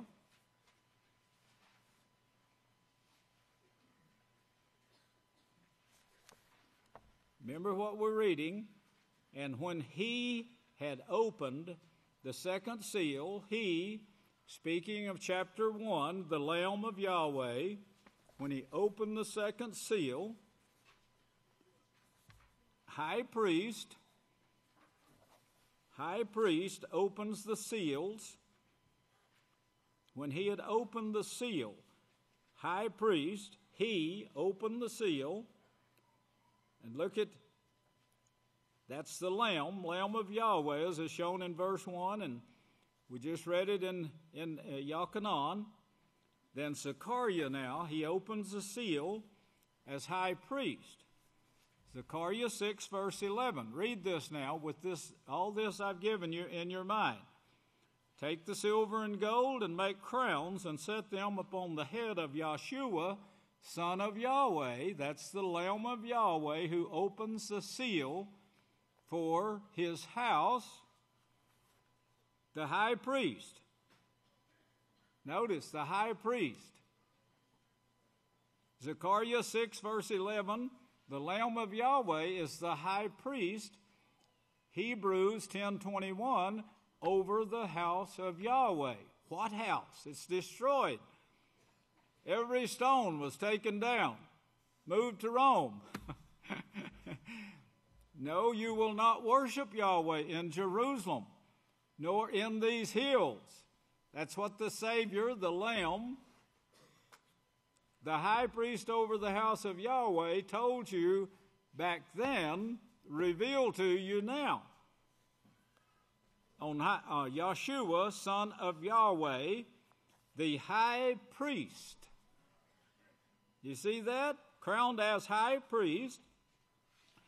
Now, he's opening the seal to the house of Yahweh. Look at verse 12. Speak to him and say, this is what Yahweh of hosts says. You're sitting in heaven at my right hand, being inspired to do this on earth. Behold the man whose name is the branch. Did you get that? Come on now. Come on, don't lose me. Yahweh is speaking to Yahshua, the Lamb of Yahweh, saying, behold the man who is the branch, for he will branch out from his place, and he will build the house of Yahweh. See how that's tied in place? Build the house of Yahweh. He will build the house of Yahweh. He will bear glory, set and rule on his throne. He will be a priest upon his throne, and the counsel of peace between him and the high priest. Between them two. Now back to Revelation 6. Revelation 6. He's high priest over the house of Yahweh. The house of Yahweh is established by or built by the one called the branch, to which Yahshua ties his donkeys in this time period. You got that? You see how simple that is? It's not really simple, but you could understand it. And when he had opened the second seal, he, Yahshua, the Lamb, opened the second seal. This is speaking now of Daniel 12, he opening the seal. Zechariah 6:11 through 13, you just read it. Now look at Jeremiah, hold your place there, and look at Jeremiah 23. Hold your place in Revelation 6. Jeremiah 23, found on page 591 if you're having trouble. This is the high priest over the house of Yahweh, working with the branch. And the great deacon just brought out about this gathering. Now the high priest is working with the branch, with all the donkeys tied to the branch in this time period. Woe to the pastors, shepherds who destroy and scatter.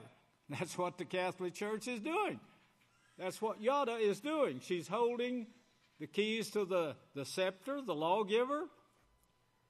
Yahweh allowed this. Yahweh allowed them to reject his law. And this is what they're doing, but notice the results of it. Who scatter my sheep, who destroy and scatter my sheep. Verse 2, line 3, you have scattered my flock and driven them away. It's you that's driving them away from the hills of the promotions of Yahweh's house that was set up in Israel, the land of Israel. So Yahweh allowed this.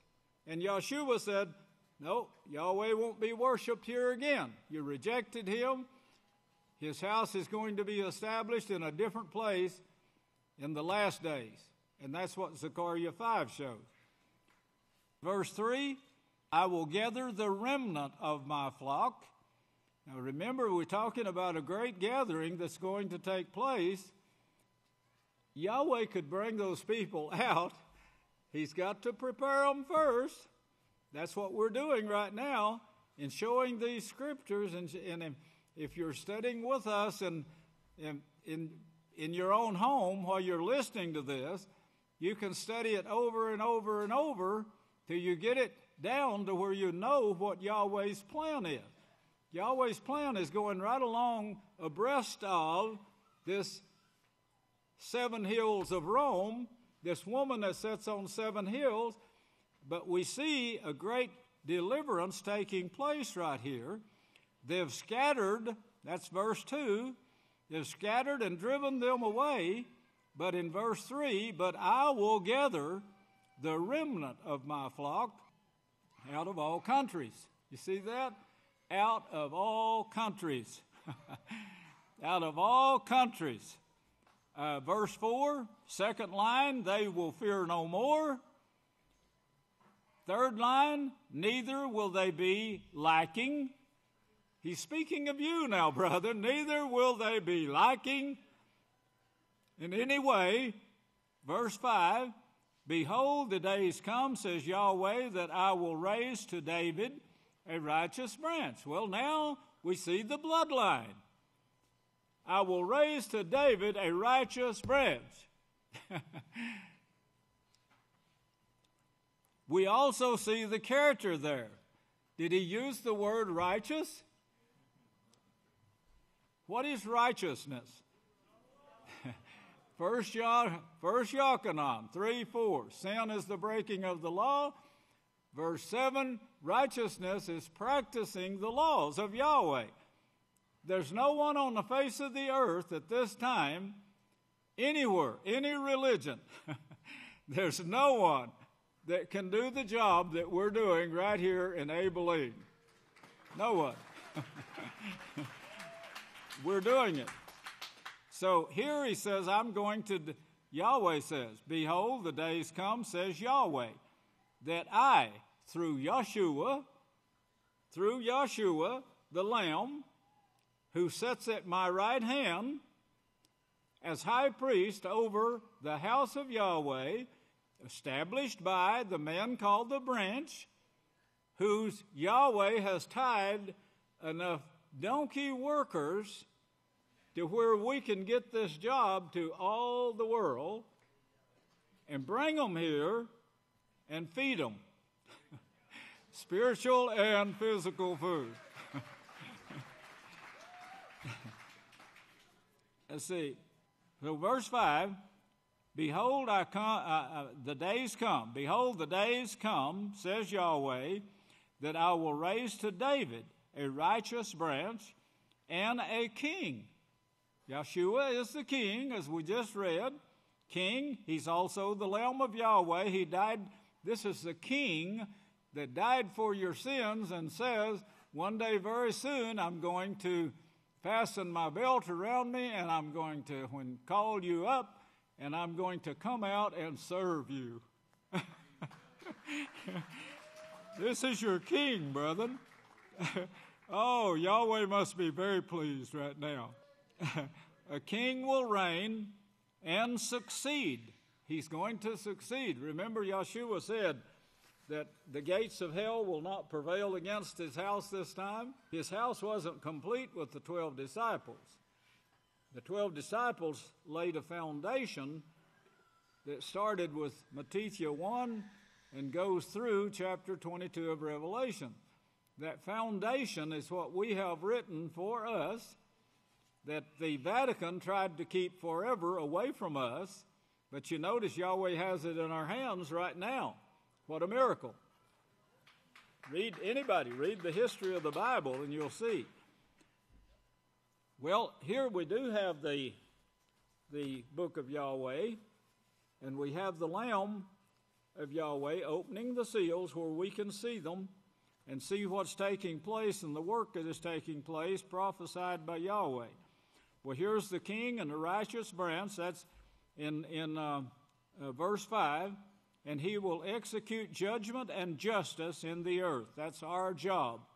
Execute, meaning bringing forth. Bringing forth. And then after the beast has served his purpose, then Daniel also shows he's given to the fire. And the kingdoms will be given to us, the saints of Yahweh. In his day, this branch, in the day of this branch, Yada will be saved. Yes, there's some in the tribe of Yada that will be saved. And Israel will dwell safely. That's what we will bring it to. And this is the name that he will proclaim to them, Yahweh, our righteousness. There was a sign out front of it's called a press room now, but that was the original permanent sanctuary that we built back in the 80s, early 80s, and that's when the House of Yahweh was established. And all those dates now, I've got men working on them and women working on these dates and bringing forth the meaning of those dates and times. It's all, Yahweh had it all listed out for us, and it's actually shown in Strong's Concordance.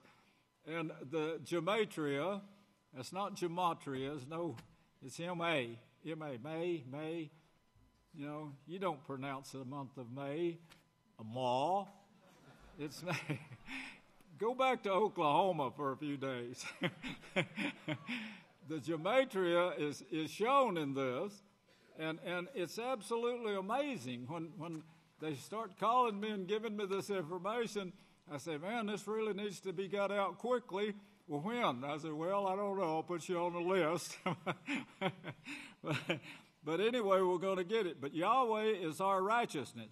Well, on that sign, I was standing there with another elder, and the Abilene Reporter News took this, and I thought, boy, they're finally seeing that we're, the great House of Yahweh.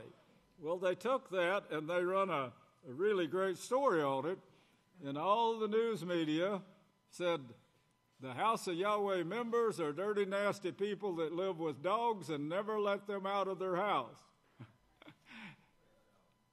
I am very pleased to say I'm the one they were speaking of.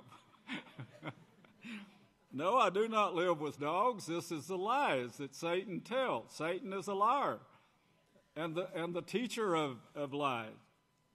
And Abilene, as I called them, Abalone News, Abalone News put nothing but lies in there concerning the House of Yahweh. They hoped to destroy us. They were trying to destroy us.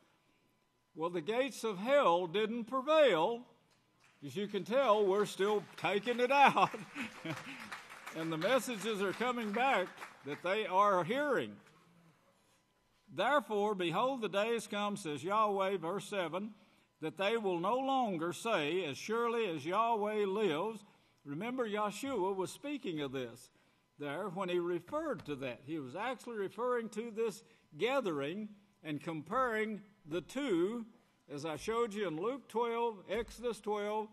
If you compare those two, and I'll be bringing more, hopefully before the feast, and I'll finish up during the feast this time. Lives, who brought up the children of Israel out of the land of Egypt, lives and brought up. some information was given on that, but several sermons could be given on this verse right here, verse 7, of the training. We get bits and pieces, but if you'll put it together, what you saw, the way Yahweh, he raised Moshe, he protected him from the gods. He was actually raised by right under their nose, educated in the best education that the Egyptian world could offer, right there under their noses.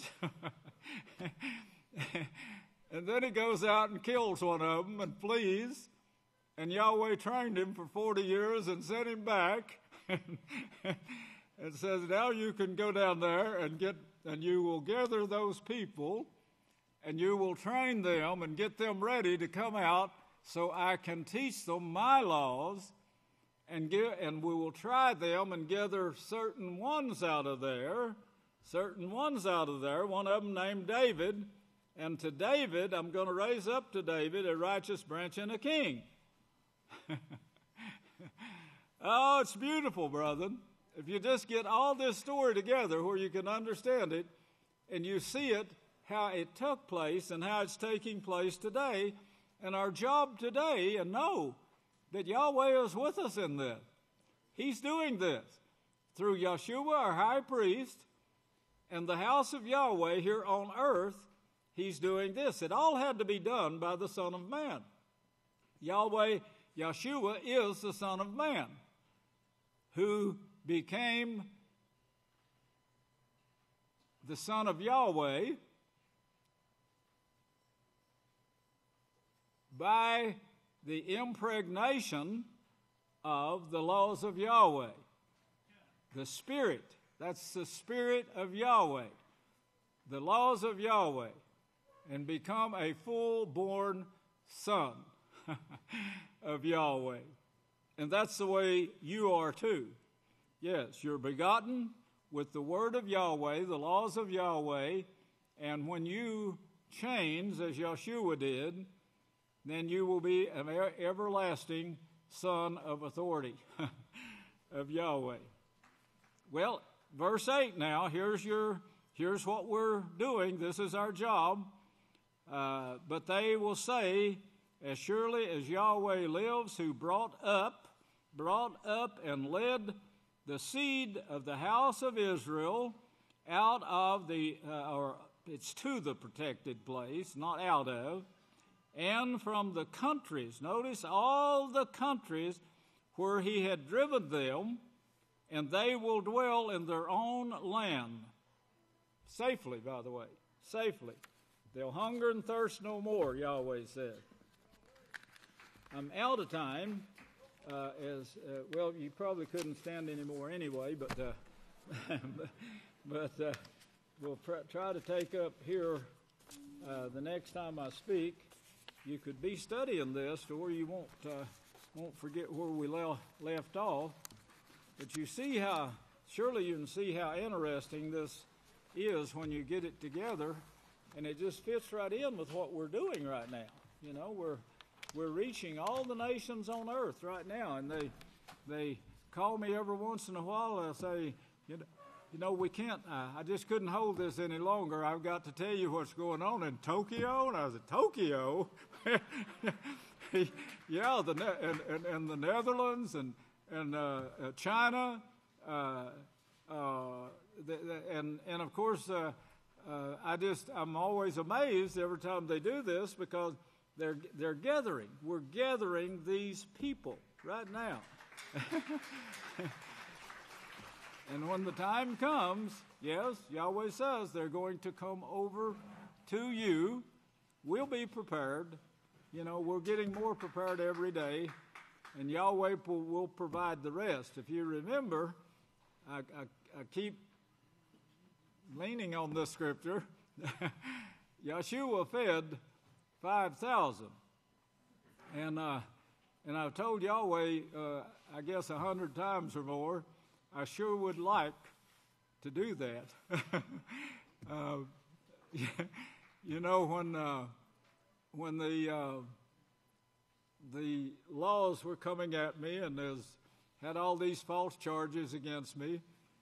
And then they said, the lawyer came and says, they want to dismiss all this. They want to dismiss all these charges.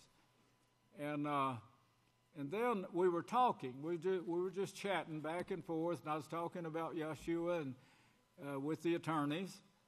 And the attorney says, he's the one that instituted this law of not pleading guilty or innocent. It's called nolo contender. Nolo contender. And he said, Yahshua is the one, that's the attorney told me. And I said, hey, wait a minute, are you sure about that? He said, yeah, absolutely. I said, could you show me in the law where he did this? And he said, oh, yeah, it's written in the law that this came from the Savior, he said. And I said, well, let's back up here a minute, because I want to do that same thing. And I said, this is probably my only chance of ever doing this. I said, I don't want these charges right here dismissed. I want to plead nolo contender like Yahshua did. And he looked at me like he thought I was crazy, but I said, well, it can be done, right? And he said, yes. And I said, that's what I want to do. You charge me with, you let this go right here. I want to plead nolo contender like Yahshua did. And then I'll fulfill what he did. That is beautiful, brother. I'm gonna brag about that again in about 1,000 years, so get ready, you're going to hear it. May Yahweh bless you, and I'll turn the services back to the next speaker. I love you!